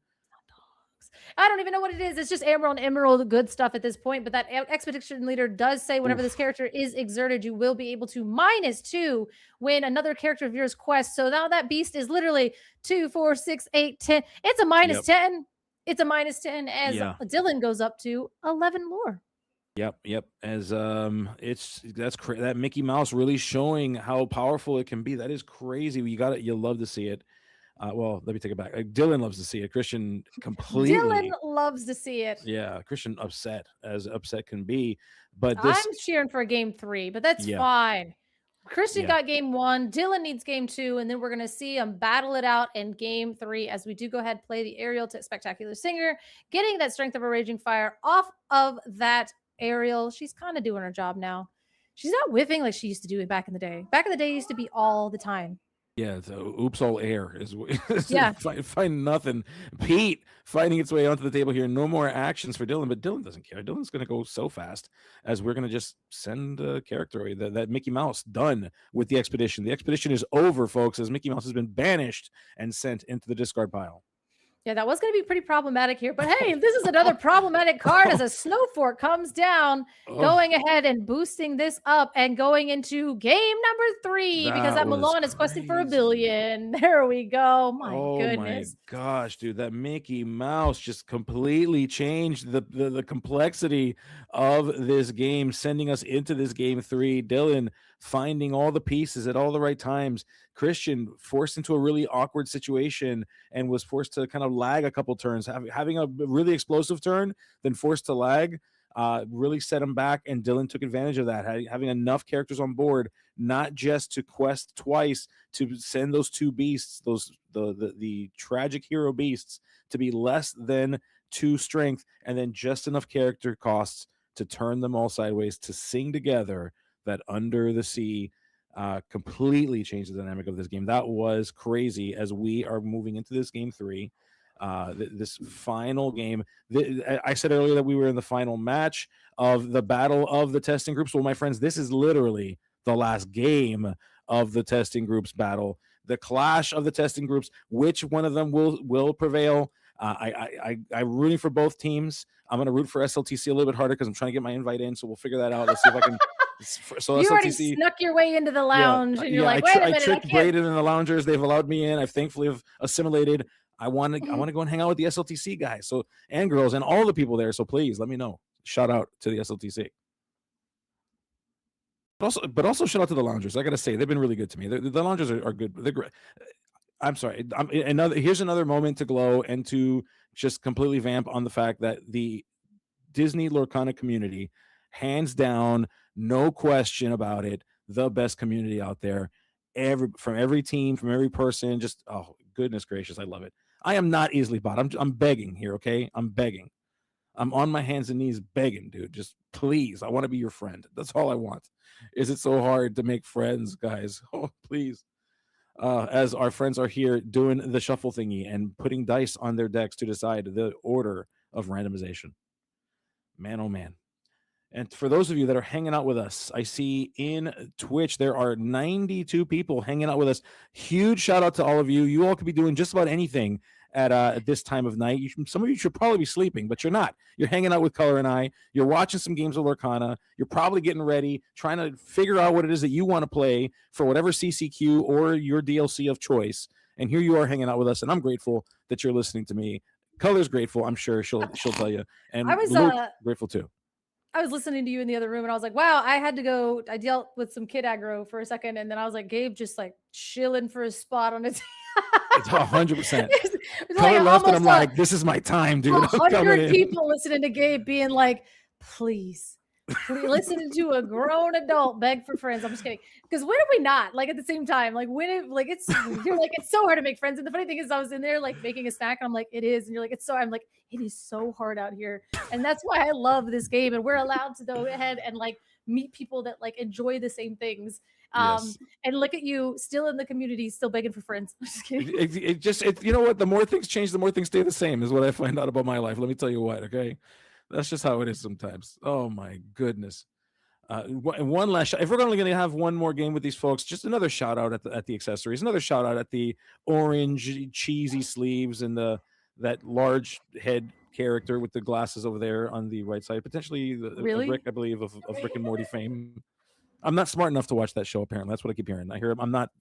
You have to have a high IQ to watch the show, and I'm just not of that IQ. So, no, That's what the fans of the show want you to believe. They want you to think it's too brick brained. I do enjoy Rick and Morty, but at the same time, don't be pretentious about it. That's crazy. That's crazy. Yeah. Yeah, seriously, you got jokes about Szechuan sauce, and there's fart jokes, just everywhere. So get out of here. Get out of here with that stuff. Nuts. I will say the one part of Rick and Morty that made me laugh the hardest is when he was at the very last episode, like the end of the episode, Morty's just sitting there writing, and he like sneezes or coughs and turns into a car in the middle of it, and then he just like looks around as a car and then just goes, and it's just the dumbest, most understated scene in the entire world. And out of context, it makes no sense whatsoever. But I was like cry laughing. So like that's the scene that I always think of. Yeah. It's just I unfortunately am just I need to watch. I think there was just too much time between each season was my issue, and I just I saw the first few seasons and then I kind of fell off. Or like there was, oh my god, I think it's just the first episode really got me. It was like I was at the right point in life when it came out, and so when it came out, that first episode hooked me, and then I think it kind of like, but that's my own personal opinion. I peaked at Mr. Meeseeks and then I kind of stopped there. Mr. Meeseeks was like. I think that's probably fine. I think you got enough out of it, really. I'm being honest, That's fair. Yeah, as we see no Cindy from Christian. Okay, so this is a little bit more down tempo. Now, it's still a pretty great start here. You can still get off an aerial without having to worry about a cood here. But Dylan's got to be looking at this as an opportunity to sneak in to try to get some characters on the board. Try to start setting up another one of these crazy tramp turns. So Dylan has got to be feeling kind of good. You see an Aurora, it's not. I'd rather you have no one drops, but you know what? If you're going to play a one drop, I'll take Aurora over a Cindy any day of the week. I'll tell you that. It depends here. I mean, you are able to get that ethereal singer out a lot faster. You're able Yep. to boost her a lot faster, and then you are able to still play Ursula Vanessa on turn 2 that can just act as your singer. She's probably going to stick around. So you're really just setting up your singing / card draw engine when you go Aurora, because it is basically ramping you into those Yeah. princesses. And if you're not like if you play a 0 strength character here, you could actually, use Aurora to then reduce cost on another thing into another thing into another thing. So basically, this Aurora is just Yeah. as horrifying. It can be. Yeah. I mean, the snowball effect on that thing is insane. I mean, if it's undealt with, you're 100% right. Like, we're talking about a turn 2 aerial, we're talking about a turn 3 ethereal, we're talking about ethereal whisper, and then turn 4 we're talking about Namari. Or like it's insane. It could be completely unhinged behavior if this Aurora goes unchecked. And Dylan agreeing, saying, "Hey, you know what? I got one too. I'm gonna play my I Aurora too." see your Aurora and I raise you an Aurora as we go ahead and slam that sucker on a quest immediately, deciding what we're going to ink here because it is super important. I'm sure your hand is like, especially with these decks, is like, but my hand, I like all these cards as we go ahead and ink the Beast Tragic Hero and take your line and go with the Ethereal Yeah. Singer. Spectacular Singer. She's Spectacular Singer, yeah. spectacularly whiffing here as we go ahead and eat a little bit of our words, paying 3 to look. Well, actually, we paid 2, exerted a character, and looked at the bottom 4 cards of our deck. I think that's fair. Yeah. And really, I mean, Dylan is not going to have any real answer here. I mean, except to do exactly that, was to play the Ursula. We didn't get a third song. We have 2 songs in our hand just from our altar. So getting a chance to choose one of those, kind of a big deal here, is going to set him back. But we do see, of course, that trap is no longer a trap. It is very obvious that there is a Rapunzel in hand. So Dylan's going to have to keep that in mind to not fall into a trap unless you absolutely have to. And then, of course, there's just another aerial waiting to bring more songs into the hand, hopefully recovering from that first aerial's whiff. So we'll see if that's the case or not. Whoa, a lot of things happening here. Yeah, tons of things. Yeah, we're deciding, and we're deciding to get rid of that ink. We're deciding to get rid of that Strength of a Raging Fire, and letting that Storm Rage on stay in hand. And it's quite the uninkable, but at the same time, I don't think that we really value our Aurora going forward. We're like, hey, you have singers, you got stuff to do. It'll draw you some more cards, but at least you're doing such a unimpactful thing, I think. But at the same time, it might tell a story about Dylan's hand as well, being like, hey, we're going a little slow for being on the draw. No Willow on turn 2. We've got this Aurora. We didn't see a Mulan. So if you have the Aurora on Dylan's side, what you're probably looking for is you quest with the Aurora to play a Mulan and another 1-drop. Didn't get that. So both players kind of operating a little bit slower. So this is really anybody's game. These are the kinds of games that you can take over, and the play draw may not matter as much here, as neither player is really getting a huge advantage in their altar. Aurora going in for a quest to send in that aerial. Christian's still sitting at 2 ink here. Do we whiff again, or do we find something? Christian, oh no, yeah, no, we found there's something in there. There's definitely we that's the hand gestures of somebody who's deciding stuff for sure. Absolutely. Now, another line we could have taken here, I mean, it's kind of interesting. We did play the Spectacular Singer to see if we can get some songs, which we find the Akud, but at the same time, we could have potentially sang that let the Storm Rage on onto our own aerial and then played our Rapunzel to draw 2 cards, which would have been kind of sick. But at the same time, hey, let's play the Akud. Let's get another singer onto the board, not just the Rapunzel as well. Trying to build up and maybe continuously destabilize Dylan's plan, as opposed to just kind of drawing cards in the face of watching Dylan build up a board. Absolutely. So I've been playing a lot of Infinity, and I was playing against somebody who was not in the game during the olden times of yore, and I pulled off what I like to call the Decandio, which is the sing a song that deals damage to your own character, Rapunzel it to heal it.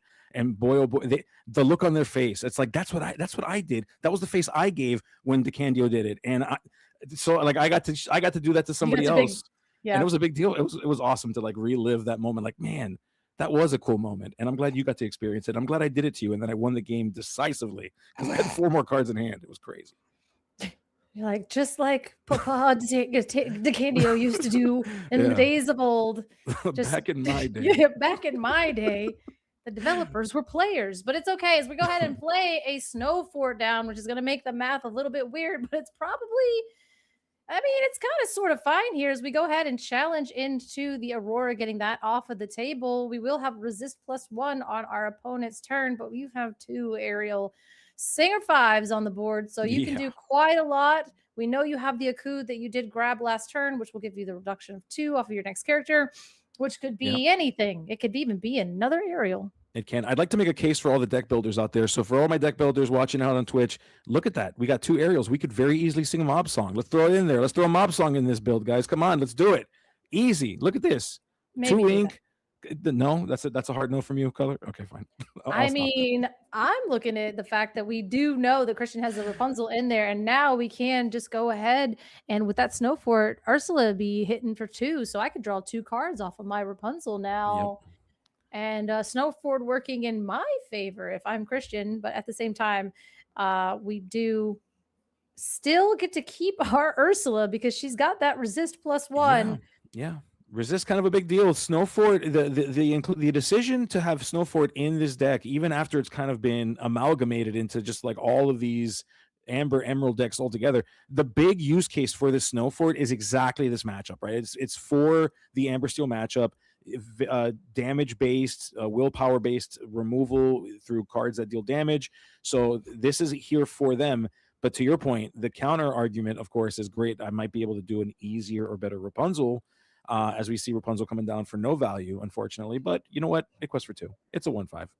Oh, we didn't. We drew cards. We drew Oh, cards. I lied. We drew cards. I was not paying attention. Yeah, we Akuded and then we challenged in. We Akuded Yeah. before that. Then we played with the Rapunzel, drew the 2 cards, you. and then played the Cindy. But we are going to go ahead and take a look here with the Mowgli, looking at the hand and getting actually the Strength of a Raging Fire, which looks like it was going to be pretty beefy coming up this next turn with our 4 characters. But it is definitely into the discard. We're looking at another Rapunzel because Rapunzel always finds more Rapunzels. I'm fine. Ethereal Singer spectacularly into the hand with a Troubadour. And there's the Nala. Dylan is an actual psychopath. He's playing Nala and Thomas. So if we see a little John, then he gets a little bit more respect out of me. But if it's just the Nala and the Thomas, that's diabolical.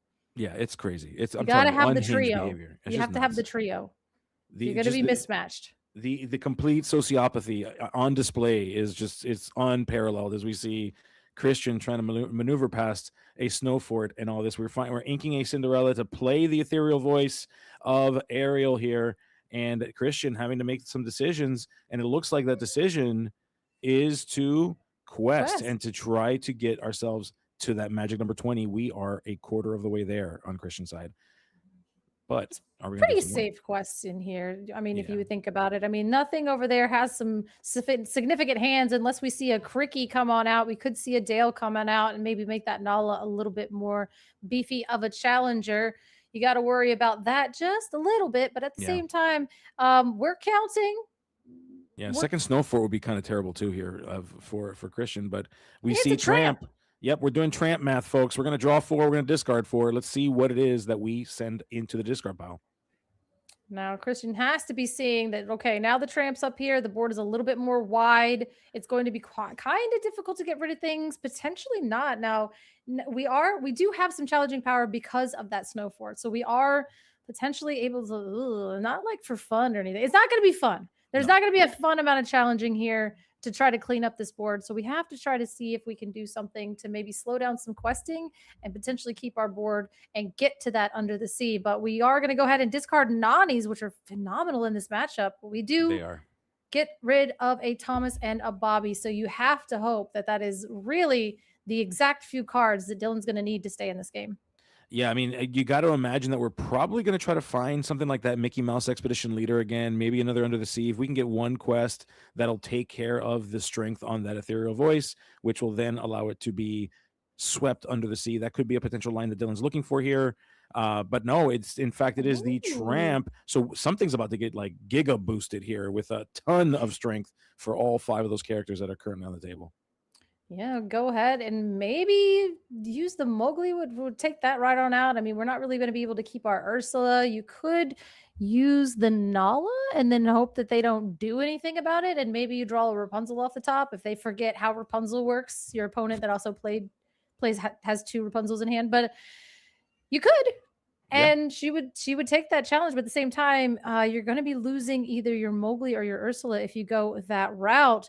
But you kind of want to slow them down. You definitely don't want to leave that many singers onto the board. So it is really important here. I'm throwing the Ursula into it, but that's because I'm ridiculous. But at the same time, it might be the Mowgli, because if I draw a Rapunzel, I'm going to want to peel the Ursula. Yeah. Like, yeah, exactly. I think Mowgli, you got to go. Yeah, it's time to go, dude. You've done everything. You've done all you can do, and now it's time to go in and make the ultimate sacrifice and get some banishing done. We'll see, though, as Dylan is deciding here what this looks like. Christian hanging tight, thinking through Dylan. As Dylan is thinking through what he's going to do, we're doing some more finger tapping math here. Tippity tap the math, and it is the Mowgli. Mowgli, yep. Dylan heard you, Color. Dylan's like, you're right. Let's go, Big Brain. Please make me look like a genius, Dylan. But anyway, at the same time, that's kind of what my line of thinking would be to play the tramp, buff up the Mowgli, and then throw that into the aerial. Getting rid of the aerial for sure. Obviously, you're going to lose your Mowgli, which is not optimal. Right. But at the same time, you can keep the 2 damage onto the Ursula. She still has resist on your turn. So, and then if you do draw into your own Rapunzel, that's kind of nice. Now, if you challenge him with the Nala, you could just hope that he forgets and doesn't take out the Nala. Yeah, or like doesn't value it, but it'll be interesting. As Dylan's just separating things, making sure that we're above board here. So keeping separate the characters that have come into play already, which namely are, of course, the 2 tramps, and then just having to decide where these challenges go. Bit of a thinky turn, folks. So bear with us here as Dylan pushes through this, just making sure we're making the right choice. Yeah. Now, notably, you could take out the Rapunzel, and then you're only taking 1 damage back, and you get to keep your Mowgli.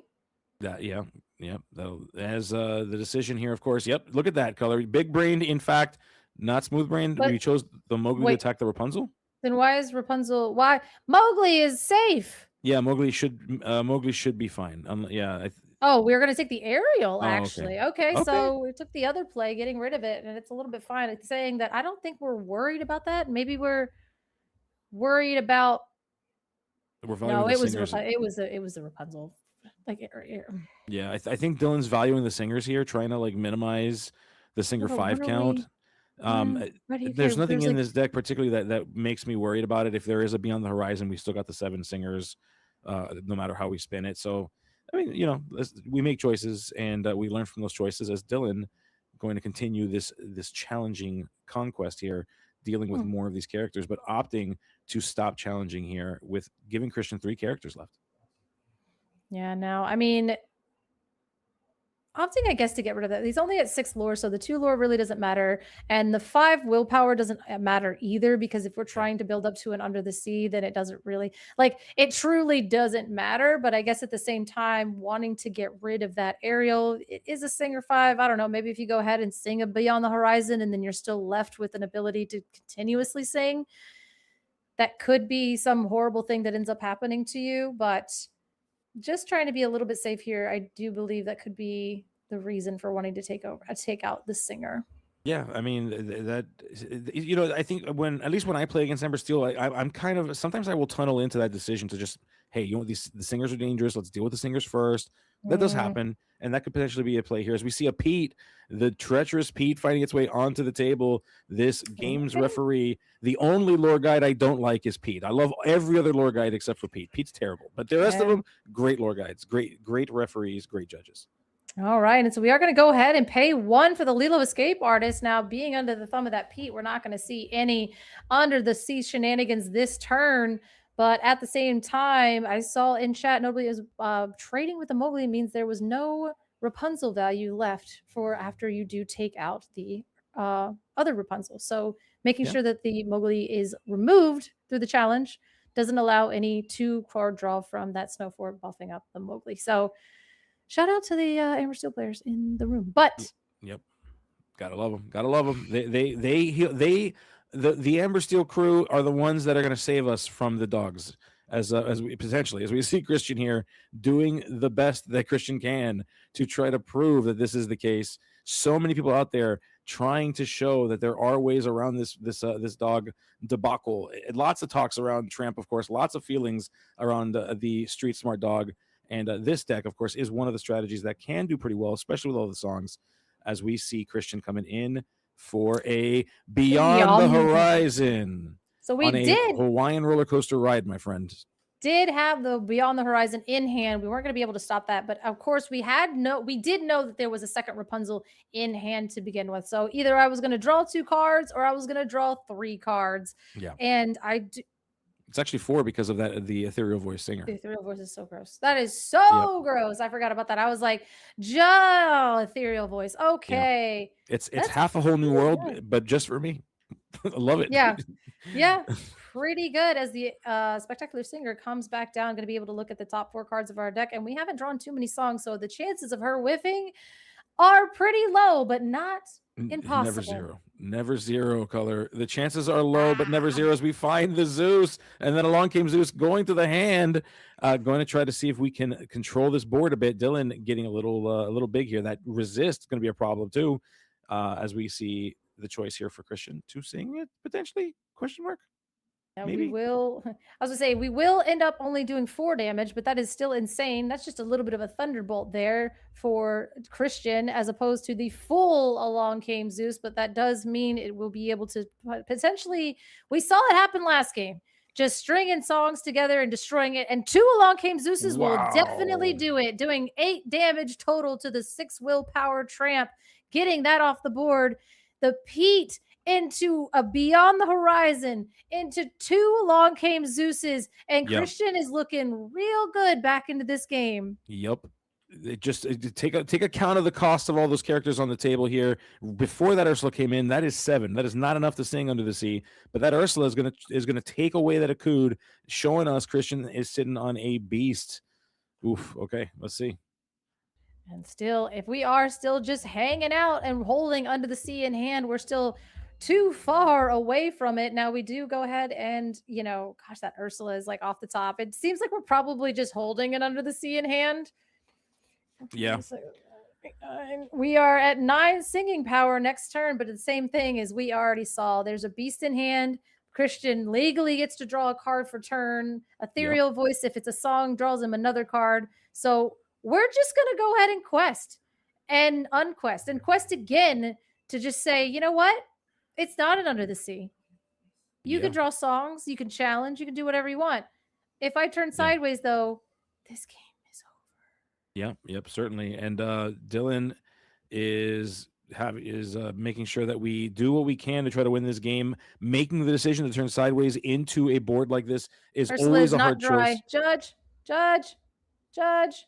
Oh yeah, Ursula was played this turn. yeah. Just we'll make sure that that's the case here. Ursula cannot challenge. She is Yeah, so make sure not dry. we've got production in the background taking care of that, so we'll get that figured out. But yes, so but in either case, the option to use these characters on Dylan's side is always a tough one here. You start to see that Christian is gaining board control, is winning the board game, is in charge right now of the game in terms of lore. Dylan has to make a choice at some point to turn these characters sideways. And so the Dylan is at this moment here having to make these decisions. The question becomes, once we get this cleared away and we kind of reverse the steps here, there you go. So Dylan's going to go ahead and reverse back. We're going to go back to where we were, and we're going to rewind that timer. So here we are. Yep. Clean up things a little bit here, trying to make sure that we're getting everything in the correct order and the correct way. So we do have the Ursula that's over there by the snow fort, indicating that it was just played this turn, exerting for the 1 ink because it was played off of the Willow as well. And so we were just trying to get that Rapunzel off of the board, making sure that we got the 2 lore off of there. We are at 8 on Christian's side, so it's looking a little scarier. Of course, Ethereal Voice questing for 2, Rapunzel questing for 2. And, that's a lot of lore on the board. So I do respect the decision to maybe clean that up a little bit. Yeah, we see, the aerial being challenged here. We see Tramp coming in as well. Dylan having to do some board control, some board management. But boy, oh boy, you got characters like Rapunzel, 5 willpower. You've got characters like Pete, 3/3, very, very strong hitter, especially against some of these characters. Dylan's going to have to be giving up some board control, some board state, I should say, in order to deal with his board. Dylan, what do you got, man? Can you come out from underneath this, or is this game locked up? Looking a little spicy here as we go ahead and take everything on a quest now. I don't know what's in Dylan's hand, but the ability to rebuild after exerting your characters into this board.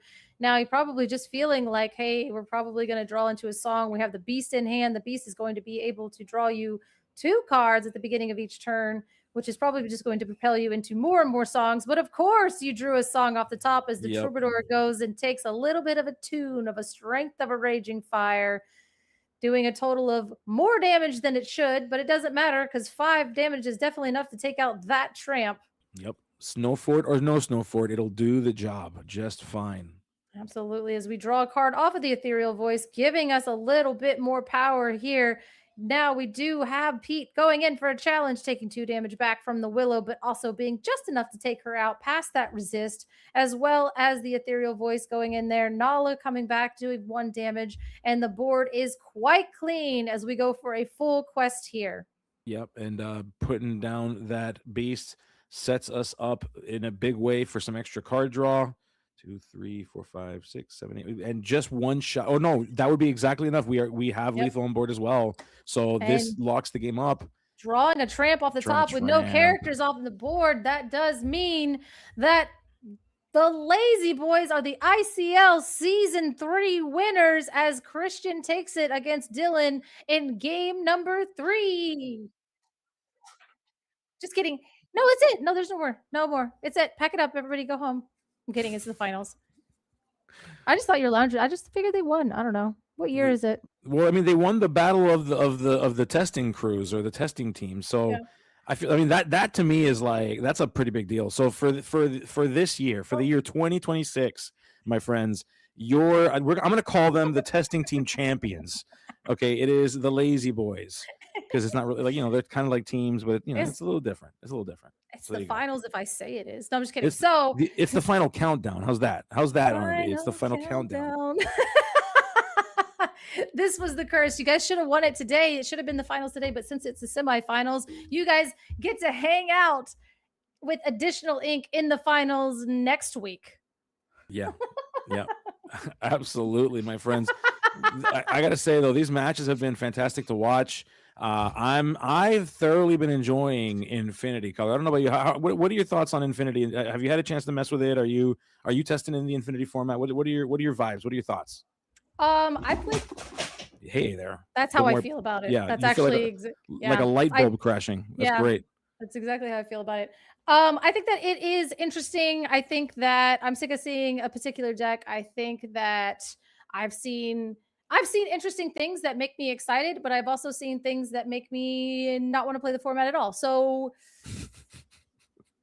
it's the best of times. It was the worst of times. Yeah, pretty much. But I am super, super excited for this weekend because I am going to be able to be down in South Florida with you. I will be casting with Willoughby's at the CCQ in, it's like Coconut. It's something real Florida. I don't know, man. I just call it Fort Lauderdale. It's just okay. It's just easier for people. It's like everywhere's Miami. If you go anywhere further south than Fort Lauderdale, then so let's just call it Fort Lauderdale. Just make it simple. But what I'm really excited about is it is a guild hall, the anime, whatever, and I don't know. And I looked it up, and they have like themed boba. They do. And so there's going to be a CCQ. There's going to be some dogs, but there will be boba. That'll be me, Willoughby's, and actually Gabe. So if Gabe scrubs out, you guys, we'll get to hear him cast. So I'll be playing, folks. Yeah, I've opted to play because I want the practice. I've not had an opportunity to go and practice in the Infinity meta.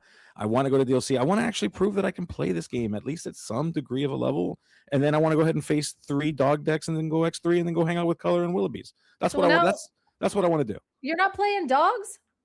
I'd like to not. Like to not. You don't want to win? You sound like R&B right now, dude. You sound like R&B right now, dude. Yeah, see, look at that. And then I'm gonna have to play. You know what? I'm gonna be on screen. You know what? We'll figure it out. I don't know. It's gonna be you and Ryan are gonna get paired immediately. We'll have you on screen, and then after, I get a hug before the game, and then after he like thoroughly pummels me, I'm gonna need a hug after that from R&B. So R&B will give you a kiss. Don't even worry. I know he. I love R&B. I know he will.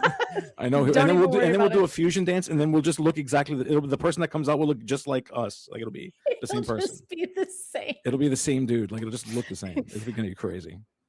Baldy my bald. goodness. Oh my gosh, that'll be the second weekend of R&B, tangling with another bald dude, which is crazy. But I heard the lore on that, and it's insane. So have him and JDZ tell you that story at some point. I But cannot wait. we have the loungers. God, I can't have to see. I feel like it's a good, it's an accident. It really is a slip every time I say it's the loungers. But it needs to be known. It is the Loungers. Yeah, but it's also the Lazy Boys taking out SLTC here in the semifinals. It's not the finals. I lied to you.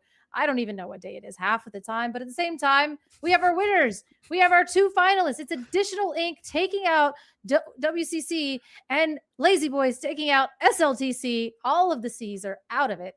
Yeah. And now we have Additional Inc. and Lazy Boys in the finals.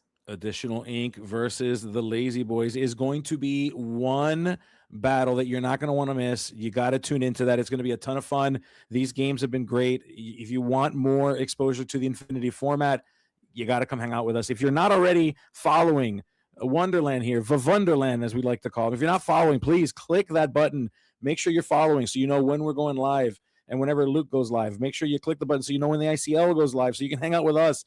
It has been fantastic hanging out with you, Color. I don't know if I haven't heard if we've got an interview coming or what the case may be. And the interview is now. We summoned you. Hey, congratulations on your victory. Oh, can you hear us? Testing. We cannot hear you. So that give us a second here as we resolve that. Oh. Let's see here. Yeah, Christian's getting it taken care of. I've got a note though. Love the shirt, the Cuscotopia shirt. Fantastic shirt. I just got to say. Is it Cuscotopia? Is it Buzzco? Oh, but you did have the Cusco's poison on your tattoo on your arm. So the one meant specifically for Cusco, of course. Yes, Cusco's poison. Yeah, specifically for Cusco. Yeah. Okay. All right, we're going to do a quick audible here, folks. We're going to jump right in. Give us 1 second. Did that fix it? Oh, I fixed it. I hear you. I did it. Just had to click 3 or 4 buttons. It's fine. That's so many buttons.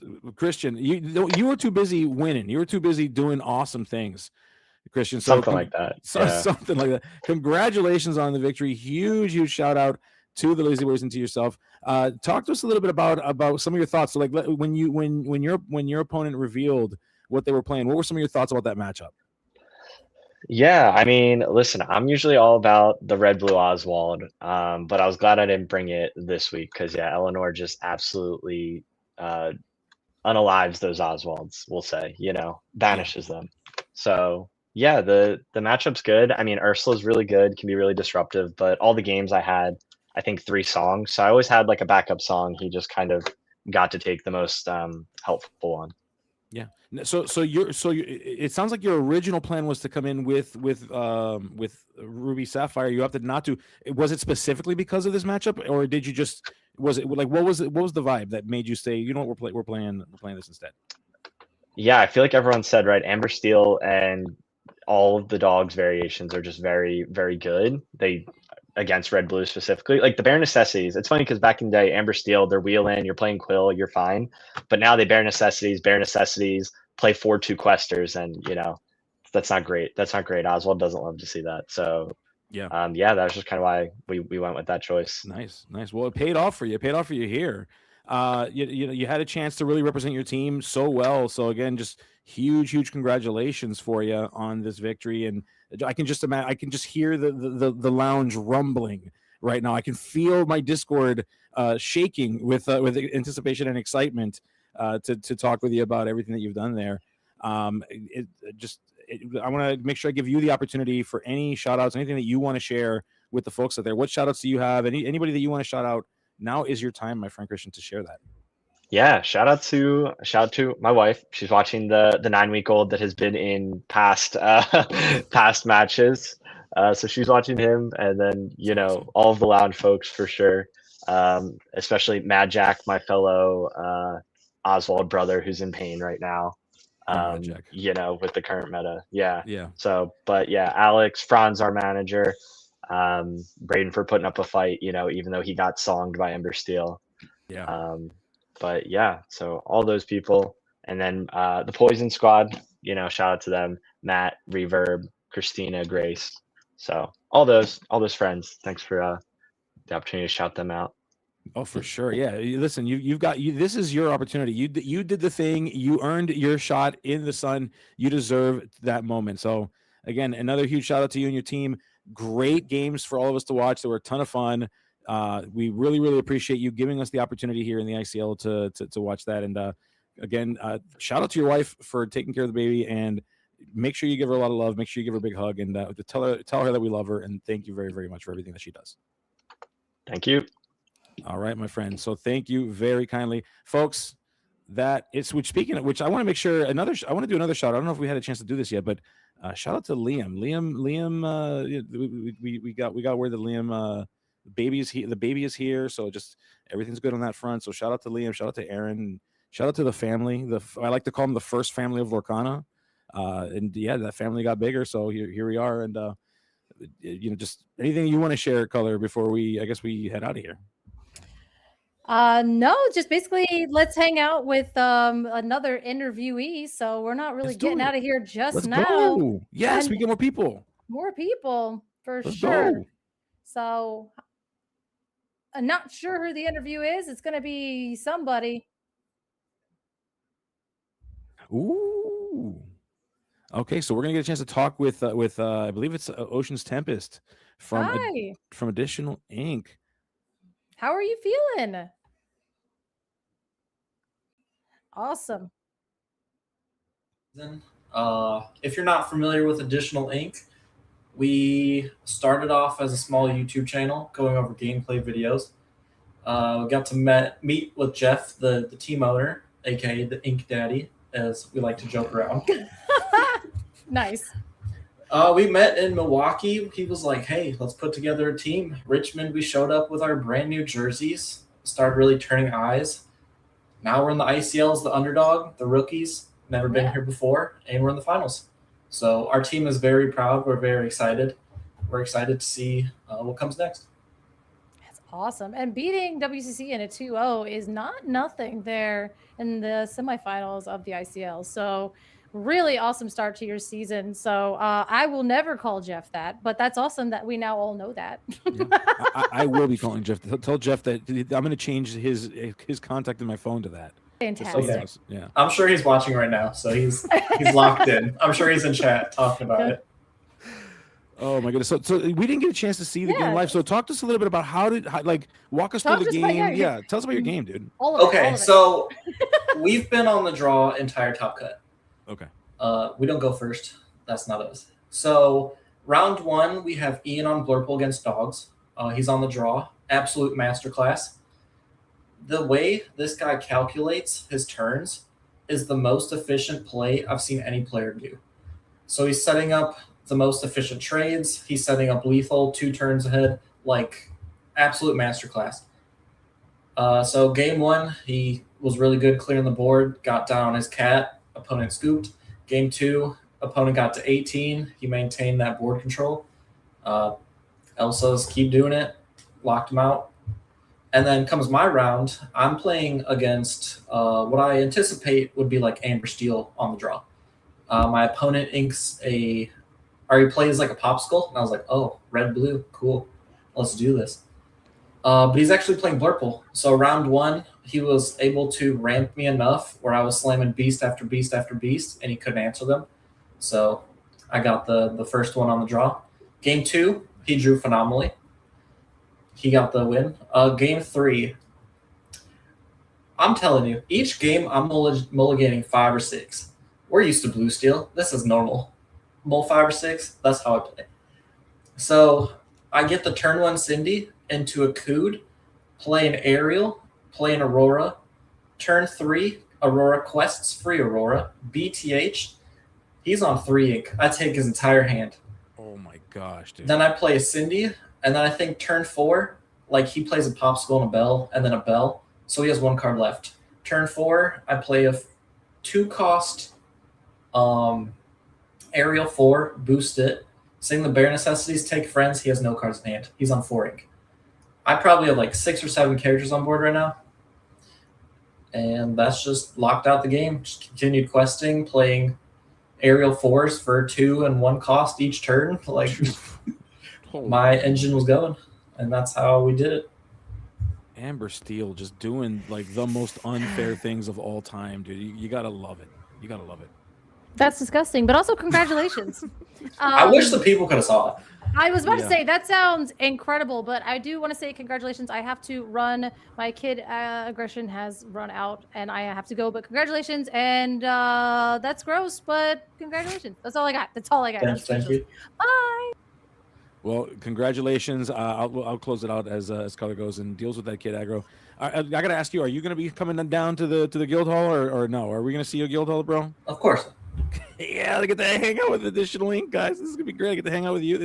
I cannot wait. It's gonna be so much fun. Yeah, I'm excited. I miss hanging out with all the friends. It'll be good times. It will be streamed again. Color will be there. Willoughby's will be casting. I'll be playing, and then if I say if because I'm gonna win the whole thing. But if in some weird world I happen to lose, which is just not gonna happen. It's just not gonna happen, dude. It's just not gonna happen. I'm gonna win the whole thing. I'll jump over and I'll make sure they get a chance to take a break or something. So, Sounds good. yeah, for sure. What shout outs do you? I want to make sure I give you the opportunity to share the shout outs, to do the things, and to let the people know where can they find you, all that stuff. Now is your time, Eric. Talk to us. Few shout outs. First off, shout out to Jeff for putting the whole additional ink together. He's brought together some wonderful people. We have all been practicing. We've been pinging ideas. We've been a phenomenal team throughout this whole season, and I'm excited to see where that takes us for the future. Second shout out, the Blue Steel community. I genuinely would not be playing this game if it wasn't for everyone. R&B, we got Major Basil, Jeff, Kensaku, we got Hooney, Big Thunder, R&B if I didn't say him. Like the entire squad, Sky, Vegas, all of these guys are the people that I enjoy talking to. These are the people that I've grown through this game with. Harlan's the one that inspired me to really get into the competitive thing. These people are what makes the game Lorcana and brings the magic to this game. And then final shout out, I guess the SSG guys, not SSG anymore, but like that East Florida, for having wonderful tournaments that really inspired me to move back to Florida and become part of this Lorcana community down here. So all of you have definitely made an impact on my life, made this game what it is, and it's so wonderful being able to see you guys at DLCs, local tournaments. It truly brings the magic to this game. Yeah, I appreciate that. Thank you. It is crazy to be part of like history. It's like Lorcana history, and it's really crazy to like we're all taking part of it. Like every single one of us, yourself included, everybody in the chat, everyone hanging out with us. Like the stories that we'll be able to tell to our kids of these moments of the things that we've learned, not just about these silly little princess cards, but really about our lives. And it's been a fantastic time. So thanks again for the shout out. Thank you for just being an awesome member of the team, the awesome member of the community and of your team, of course. Yep, trying to do better. Yeah, man. So you take care, right, my friend? So rest up, get ready, because come Saturday, my friend, I'm going to take you down, brother. I'm going to take you down. Good luck. I'll give you a big hug, though. It's all in love. Always in love. And I'll see you there. Sounds good. All right. Hey, we've got an errant Wonderland just randomly showing up. What's up, dude? Well, I figure I'm not just going to make you close out the show on your own. I still have the tie on. I did have to take my hair down just for you. Just to show off, because I'm a jerk. Can anybody hear Luke, or is it just me? I have myself muted in video. They could hear me. They could hear me. Okay. Oh, the important people could hear. Yeah, I agree. Yeah, just don't even worry about me, dude. I couldn't leave you here alone, so I figured I'd come here and chit-chat. Let's go. So, yes, that was not the finals. That was the semifinals, and we have the finals next week on Tuesday. Let's go. Additional ink versus the Lorcana Lazyboys, a subsidiary of Lorcana Loungers Inc. I love that. The sister company of the Loungers. Yeah. And shout out to all the players who have come here for the last however long this has been to help do this league. It's been a blast watching and producing and casting and everything else that I randomly do that takes all my time up and makes me cry myself to sleep. But it's been fantastic. And we will probably be taking around a month and a half break after this before season 4, mostly that we're gonna come back right when the new set drops. So the pre-release happens. We're giving the players a week to acquire cards, and then we should. That's the planned, the scheduled thing. For the next season, we should be adding a couple more teams. I'm assuming most of the teams are going to be coming back. Who knows? Maybe they will unionize and revolt against me. It's always a possibility. I am a tyrant. But I am looking forward to that. It should be fun.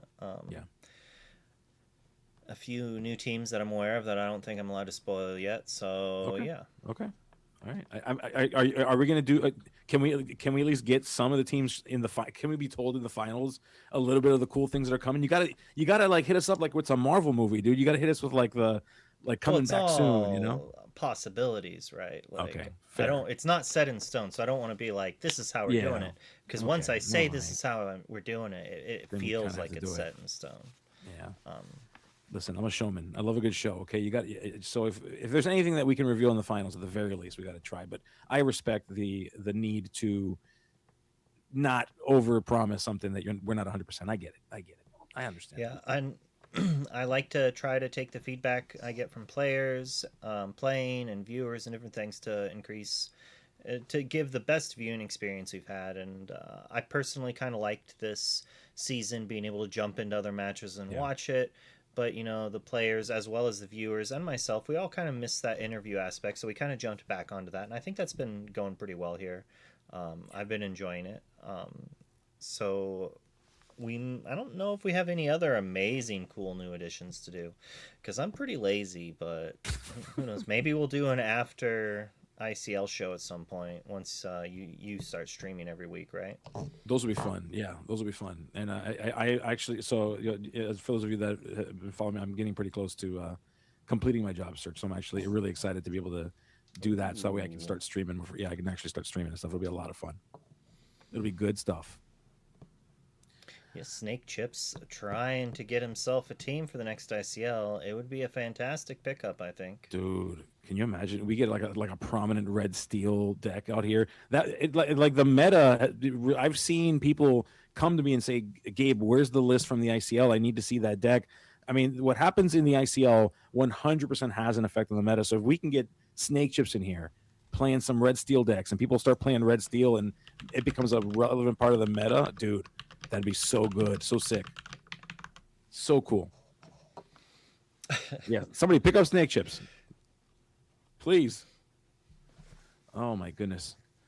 When's the next time you're streaming? Look, you have any ideas on that, or you're still kind of working on? I know you're doing a lot in the background for the ICL, so I know that's kind of been taking up a lot of your time. I should be on tomorrow. It just depends. Now that it is summertime, I do need to actually be a father at times. Yeah, same. Understand. But I did buy a laptop just so I can stream and be a father outside at the same time. Let's go. But disaster struck when we had our first day of the pool, and he was out there for like half an hour, and he's like, "This is boring." Like, I'm sorry that I'm not picking him up and throwing him in like the 2-foot pool enough, and so I don't know if he'd rather be inside playing video games. He's about that age. Yeah, that's my son too. I understand. He's playing Rocket League and WWE wrestling games and stuff. So yeah, I try to get that kid outside, and he's like, "Dad, this is lame, dude. Like, I gotta go back inside." He got tired of my wife not listening to him while she plays Paralives, so now he's like playing it himself. Which is like The Sims, if you know what that is. Yeah, it's brand new. It just came out, didn't it? Yeah. I've heard. I got to check that out too. I'm a huge sim fan. I love a good sim. Love a good simulator of all kinds. Well, my favorite one lately is like a blockbuster simulator. That's pretty cool. Well, if you're done with your job search, maybe tomorrow afternoon we can talk Lorcana while we create a Paralives world with all Lorcana personalities. Oh, that's crazy. I gotta see if my laptop can handle that. Yeah, that'd be kind of cool. All right, yeah, sign me up. Yeah, you just DM me what time you want to jump on. I'll be on. We can do that. That sounds like a lot of fun. And I'm seeing people in the chat just yelling out like color pairings for Lorcana. Just people wanting to see more color pairings. That's funny. All right, what else? What do we got? What do we got? Whatever you want to talk about. We could raid somebody if you're done. We could discuss how Tramp is a fair and balanced card. We can talk about that. I mean, I'm happy to talk about that. I'm still I'm going to the CCQ. I have a CCQ that I'm playing in this weekend, and I'm like, I'll tell you, my top two choices right now are Amber Steel or Dogs. With this Eleanor build, I've put about 150 games in the both decks, so I feel comfortable pivoting to either one. I don't know. I'm torn. I feel like I should just play the card that everyone says is broken. I feel like why am I not just playing a broken card?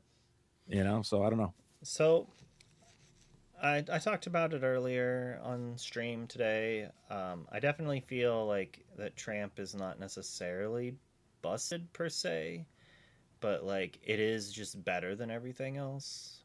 Yeah. And it is a cog, and it's a very good cog, and it kind of just finally has all the other pieces to do what it needs to do to reach its ceiling potential. And previously, its ceiling was kind of just like tramp into tramp into tramp into Chernobog or something, like depending on how many cards you have, you discard a card to make another 2/6, and then you end with a gigantic demon thing. And then my favorite move is Tramp Chernobog, Tramp Chernobog. That's my favorite move. Shuffle those tramps back in after a board wipe, replay them all over again. Yeah, that was always fun. And that was kind of fairish. There was Be Prepareds, there wasn't Willow, but like some people say, is Tramps getting banned for Willow's crimes? Well, so if you ban Tramp, like I honestly think the reason Tramp is so degenerate is because it's like a tutor effect. It's like a visions on a character, and it's like, oh well, all of a sudden I can play Silver Bullets, I can play a couple Under the Seas, and now just like crush the aggro mirror. Whereas without a card like Tramp, because when you don't want the Under the Sea, you discard those Under the Seas to Bobbies and Tramps. And you kind of need about 8 cards that filter like that to be able to play like a couple cards that do nothing in some matches but win you other ones on their own. And like that's a fair amount to play. But Tramp lets you like, it really gets you through those. It churns through them. It doesn't let them rot in your hand as much. It's only the game that you draw. Like when I was playing this weekend, I was playing Amber Emerald toys, and it was like when I had hand issues, normally it was drawing multiple Snow Forts and Under the Seas when all I wanted was ink to be able to play a Tramp or something like that. And as long as that didn't happen, it's like firing on all cylinders. Cylinders. Some word in an engine. I don't know, but I think it's quite good. I think banning Under the Sea in core would really lower its power level quite a bit, honestly, while also weakening the Sapphire Emerald deck a little bit. I mean, they still have the Prince Philip combo, and they could still do things, but I don't think they need to. But I think they should. And the reasoning for that is we have a very short amount of time till rotation, and it's just set champs. Let these players for set champs cook. Let them play the new cards from this set they just opened. Let them play their toy decks and not have to worry about some hyper aggressive deck. Like, I would be perfectly fine with them banning a handful of cards that were about to rotate anyways, to try to give us something fun to do during set champs. Ban Elsa 5, ban Tramp, ban whatever Amber Steel card is annoying you the most. Strength, well, not Strength, since it's actually not rotating out, but maybe Storm if you're talking about Infinity. Oh, I was talking just core or Infinity. Core. Ooh, I think banning Elsa 5 and Tramp would like really give a nice shake up to the meta. Yeah, it would. Just for set champs. Yeah, that'd be kind of cool. That would be, I wouldn't mind that. I think that's fine if you want like I mean, I think the issue there is like some of these people going to set champs don't follow the news or don't follow the Lorecast like we do. So I think the concern is like all these game stores having to explain like this randomly sudden change happening to people and why they can't play in the event anymore when they didn't know any better. So I think there's a lot of that you got to worry about. I mean, if they know enough to net deck a top tier dogs deck, yeah, that's well, I think it's a lot. I think it's a lot easier to just be like, you know, I think if you were to just do a search for like top winning decks, like you'll see the deck, but you're not going to necessarily be led in the direction of like the Disney Lorcana news site, you know, that tells it's their you local store. They should be Yeah. aware anyways. Oh yeah, ideally, yeah. I think they'd have that's more. fair. All right, they show up to one, and you know it's the only one they can play, and they don't get to play anymore. A handful of people are upset. Another handful of people show up to the first one. They don't realize it, but then they get really excited the next week and a half or two as they're brewing new decks for the next couple of set champs full of new cards. Like, Yeah. I think it's a fantastic concept to do. Honestly, I kind of idea I just thought of, so it's probably a terrible idea, but I like it in the moment. What if set champs was a form of block constructed, where for set champs were decks only of that set? So it's all Ooh. like playing set one again, but it's a new set each time, and that's why it's the set champs because you're playing that set's cards. Honestly, if I think that as a format would be really cool. I think that would actually be that actually kind of would be pretty cool. I think that'd be sick. I mean, you get to see some really cool variations of cards. I think that would be a ton of fun. That would be a ton of fun, and it feels like a natural progression. So like at the beginning of the set, we all did the pre-release kits. So we did sealed. Then you And upgrade then your pre-release decks. Right. And now I've bought a bunch of this set. Maybe I'm new to the game. I've never played the game before, but that's fine. I could play set champs, and everyone's going to be on the same level as me, and we're all going to be playing with these cards from the set oh goodness gracious, what's the name of the set already? I've lost it. My brain is gone. I want to say This set. Whispers of the Well, right? You know, No, sets that's ago. 10. Yeah, it was 2 sets ago. We just left the Wilds Winterspell, Unknown. and we are in the wilds unknown now. Yeah, see, it was unknown to me. That's what happened. My brain was in the unknown. The wilds unknown. Yeah, it's just oh my goodness, I can't wait. We fell down I wish a we well, had that. and then we woke up. We went through like a Narnia door into winter, and then we defeated the Wicked Witch of Winter spell. It was technically Elsa though. It was by mistake. She didn't mean to. Well, yeah, You know, it just kinda happened. we helped her undo her mistake, Yeah, possibly. poor Elsa. And then it thawed, and then we saw the vines, and they're about to attack. Yeah, I can't wait for that. That's gonna be a ton of fun. I cannot wait to play with Mike Wazowski and Soli cards. It's gonna be so much fun. I can't wait. Oh, I'm loving where Lorcana's going. I'm loving the IPs that they're bringing in. And there's a ton of people that are like wishing for some really crazy IPs that I think are just probably never going to show up, but people just love to do. I mean, I never key thought swords. I was going to see the Black Cauldron. That's fair. Yeah. So now I'm waiting for Nightmare Before Christmas. Yeah. Yeah. Like, I would like to quest with my 0, and which then makes my what would you call, like, are they just all a bunch of monsters? Should they have a term like Halloween people? Or Halloween something? Town. Like the denizens of Halloween Town. What are the classification? I don't know if they're not necessarily like I don't think we ever get told exactly what they are. I think they're just Halloween Town or villagers. I mean, they're or kind of whatever. just Yeah. monsters. I get. I mean, that's the thing. But they're only monsters to us. They're not monsters to each other. You know, and they only kind of live in their own world. Well, I mean, is Soli a monster then? Well, he is. He is a monster, but they classify themselves as such. Sure, but I mean, they're like vampires and such there. So like, Yeah. I feel like they could have the monster. I mean, trick or They could. treaters. Yeah. That'd be cool. Yeah, give them like a holiday themed tag that you can use. Oh, that'd be kind of sick. Oh my goodness. Yeah, like I'd like to see the mayor. The mayor's a cool character. Something with like two effects because of the double-headed thing. In this town we call home. Everyone hail to the pumpkin song. That's right. Yeah, you'd hear us sing that all the time. Yeah. So maybe they shouldn't bring it, just to stop that. Or Oogie Boogie, dude. How many people out there are waiting to play Oogie Boogie, bro? Like, come on. Now. I mean, he's been the big villain the whole time. No one's put one and one together. Yeah, yeah. Oh, and then maybe we'll finally get an effect that requires the roll of dice. See, I mean, just he would be the perfect character to bring a mechanic like that. Roll a dice, and you get X. You get this if you roll this number, and this if you roll above this number. I mean, that's flavorful, but man, I hate rolling dice as part of cards. Yeah, it adds more time. I think. Yeah, but Machikoro, pretty fun game. Pretty fun game. Machikoro is a great game. It's a great game. So good. I recommend getting the one that has expansions with it. I think it really makes it better. Yeah. I don't know if you've gone that far down. I'm a huge fan of Machikoro. Yeah, I've been playing that thing for years. I gotta dust off my set. I haven't played it in a while though. I haven't played it in a bit. I gotta dust it off. Well, I know that Bannable is bringing what is that ice game?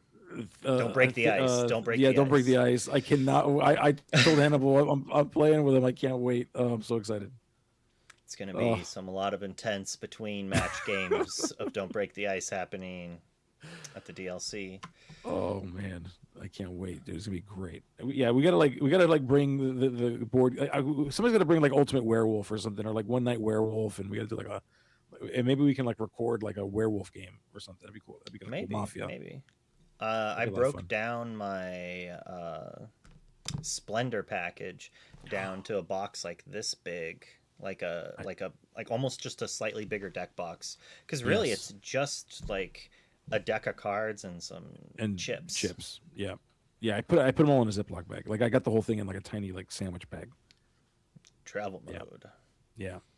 I've shrunk down all of my board games to like Ziploc size, and I've got like 20 board games in a big box in my storage, and then like the ones I play more regularly are like up in my room.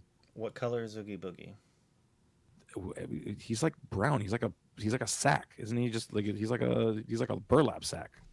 Sure, but a lot of the And I toys think he glows in the dark. bright neon green, and that's because he glows in the dark. Yeah, just like the dice. So you were right. Like the dice from the Trove from Whispers in the Well. The whole time he's been the villain. We just didn't know. Yep. Let's go. I love it. Yeah. I can't wait. It's gonna be fun. The other thing I cannot wait for is the new scene. What's the name of those kit like the Illumineer quests, the one with the wizard. That's gonna be fun. Be like, well, I mean that makes sense. You're rolling dice, right? Oogie Boogie's got to roll his dice of fate every one of his turns, and that depends on how many cards he draws or something like that. Ooh, and if he rolls a 1, he gets banished. But like if he rolls a 6, he gets something really crazy. Oh, you mean as a real card? I was thinking as the big bad. I was like, well, you can't just have him win the game as soon as he rolls a 1. Oh, no, yeah, never mind. Well, maybe a 1 he does nothing. Like he doesn't get any bonus on 1. But like if he rolls a 6, like he gets to choose like 4 characters to banish. Like 1 character per player or something. Remind me not to play your version of Illumineer's Quest. Are you kidding me? You'd be so I'd mad. lose so quick. I would be. We just house rule it, dude. We'll just house rule it. We'll be fine. Everything will be okay, dude. We'll just house rules. It'll be good. True. Oh, I can't wait for whatever Lorcana villain's cooking up for his Lorcana and Dungeons game. Lorcana villain Baker. I used to DM all the time in high school and in college. If you need help, let me know, brother. I'm here for you. I got you. If you got it, you got it. But I'm just letting you know. I used to do all kinds of DMing and stuff. That was like my thing. Yeah, it was a lot of fun. It was like kind of acting, kind of not, because like normal D&D, I feel like having a audience was surreal for playing D&D. Imagine. I guess is the weird thing there, but yeah, that was fun. Yeah, because like a lot of the stuff you do kind of silly. It's like, well, it's just us. Like we're just being, but not now. It's like, oh, we gotta do. Yeah, I can see that being kind of. Yeah, but also that's part of the fun too. Like you gotta, it's like inside jokes and stuff. It's so cool. I love it. It was good. It's good stuff. I'm just gonna get you to. When's the last time you've DM'd? Oh, it's been years. It's been like since college. Like I haven't done it since college. But it's like picking up. It's like riding a bike, dude. Like you don't forget. Like I did like a bunch of one shots or whatever. Like maybe 10 years ago. Like I bought like a D&D one shot and we did like a one night. Like I got all my friends together. They were all in town. Everybody had moved to different states, and I said, let's do a one night only thing like 10 years ago, and it was just so much fun. It was a blast. Nice. Oh yeah, it was crazy. Maybe we can get a some beverages online weekly stream game or something like that. That'd be cool. That'd be really cool. Yeah, I wouldn't Not mind that at all. to It'd be a lot of fun. steal Lorcana Villain's idea. I don't No. know. Not to do the Lorcana based one, but just like an actual. Yeah, like just a regular, like a gaming. Yeah, for sure. Yeah, we can talk about that for sure. All right, but we should raid somebody. Let's raid people. It's about that time for bed. Yeah, it's 20 after the hour. If you're on the East Coast like I am, it is 10:20 at night. I mean, it's kind of early, but my kid's about to go to bed. I need a shower. My buddy's probably going to try to come over to watch TV, which is... I'm nocturnal. I want to stay up until like 4 in the morning and sleep until 10 a.m. or like noon. You know, Frank Carson will be very upset with you. He says you got to get a good night's sleep. I mean, that's 8 hours of sleep, friend. Well, so I was reading about that. Apparently, if you sleep through the sun, it like your circadian, whatever's in your brain that like controls your circadian rhythm isn't like actually doing its thing. Like you gotta be up at like a certain time before your brain stops working that way. So like even though you're sleeping 8 hours or whatever, you wake up kind of groggy and exhausted because your body's like, wait, what's going on? That really depends on a lot of things for different people. But my ADHD brain, like if I wake up it took me a long time to reset that, like because my morning stream is at 10 a.m. and the only reason it's at 10 a.m. is because I have to wake up at 7 a.m. and it takes a whole hour for me to get out of bed. I wake up, I get my kid dressed, take him to school, drop him off, get home, and then it takes me like an hour and a half to drink coffee and to like kind of wake up. Now if I could sleep in until, because my sleep schedule used to be like I would stay up until I was too tired and then I would sleep until I wasn't tired. So I was on like a 30-hour schedule, where I would be up for 18 to 20 hours and I'd sleep for 10 to 12. And I would always wake up and feel fantastic, like satisfied, like I was not tired, did not want to sleep more. If I stayed in bed and kept trying to sleep, then I would feel like I overslept and feel terrible all day, right? But like getting to the point where it's like I'll sleep until I'm not tired and I feel good to wake up, and it was fantastic. And then I had a kid, and then that happened. Changed the whole dynamic of your life, huh? Well, Kids change then everything.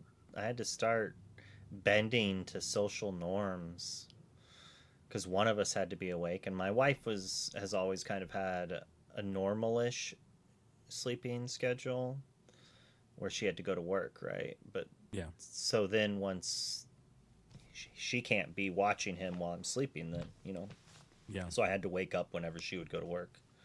That'll do it. That'll do it. Kids will do it for you.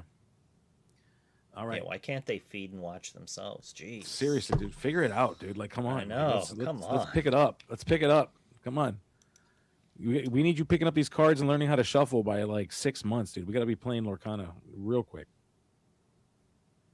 It's not that hard. It's an easy game. They should be able to figure it out. My son is a sore loser. Oh no. So that's the worst. I have not embraced teaching him how to play card games yet. You got to teach him how to be a good loser. That way he can learn how to be a good winner. I'm trying, and I have a talk with him every time. Having your son cry and say, "Why is Daddy so good at games? Why is Daddy mean to me? Why did Daddy play Prince Philip MMS combo on me? It's not fair." We were playing Exploding Kittens. So I was like, well, maybe he'll win because it's random. Yeah. But there's a little bit of skill involved in the game. Oh no. No. Yeah, you gotta role play there, bro. You gotta win 3 times and then you gotta lose 1 time and say, look, this is how you act. This is how you be a good one. That's not how you raise a world champion. That's fair. Crush them every single moment you can. Yes. As we Show them raid all the love while doing it. Team Alright. Mist play TCG. Okay, that seems cool. Looks like they're going into round 2, so there should be some more games happening. But Let's go. we'll see you tomorrow in the morning time between 10 a.m. and noon. Who knows when it'll be? I'm quite lazy, and Gabe has a real life. So Yeah, Luke is just a cartoon. He's not real. This whole time you thought he was a real person. He's a cartoon. and we are rating. It auto-rated for us. Boom. Bye-bye. Bye-bye. Oh, There you go. no, Sick. I'll leave that virtual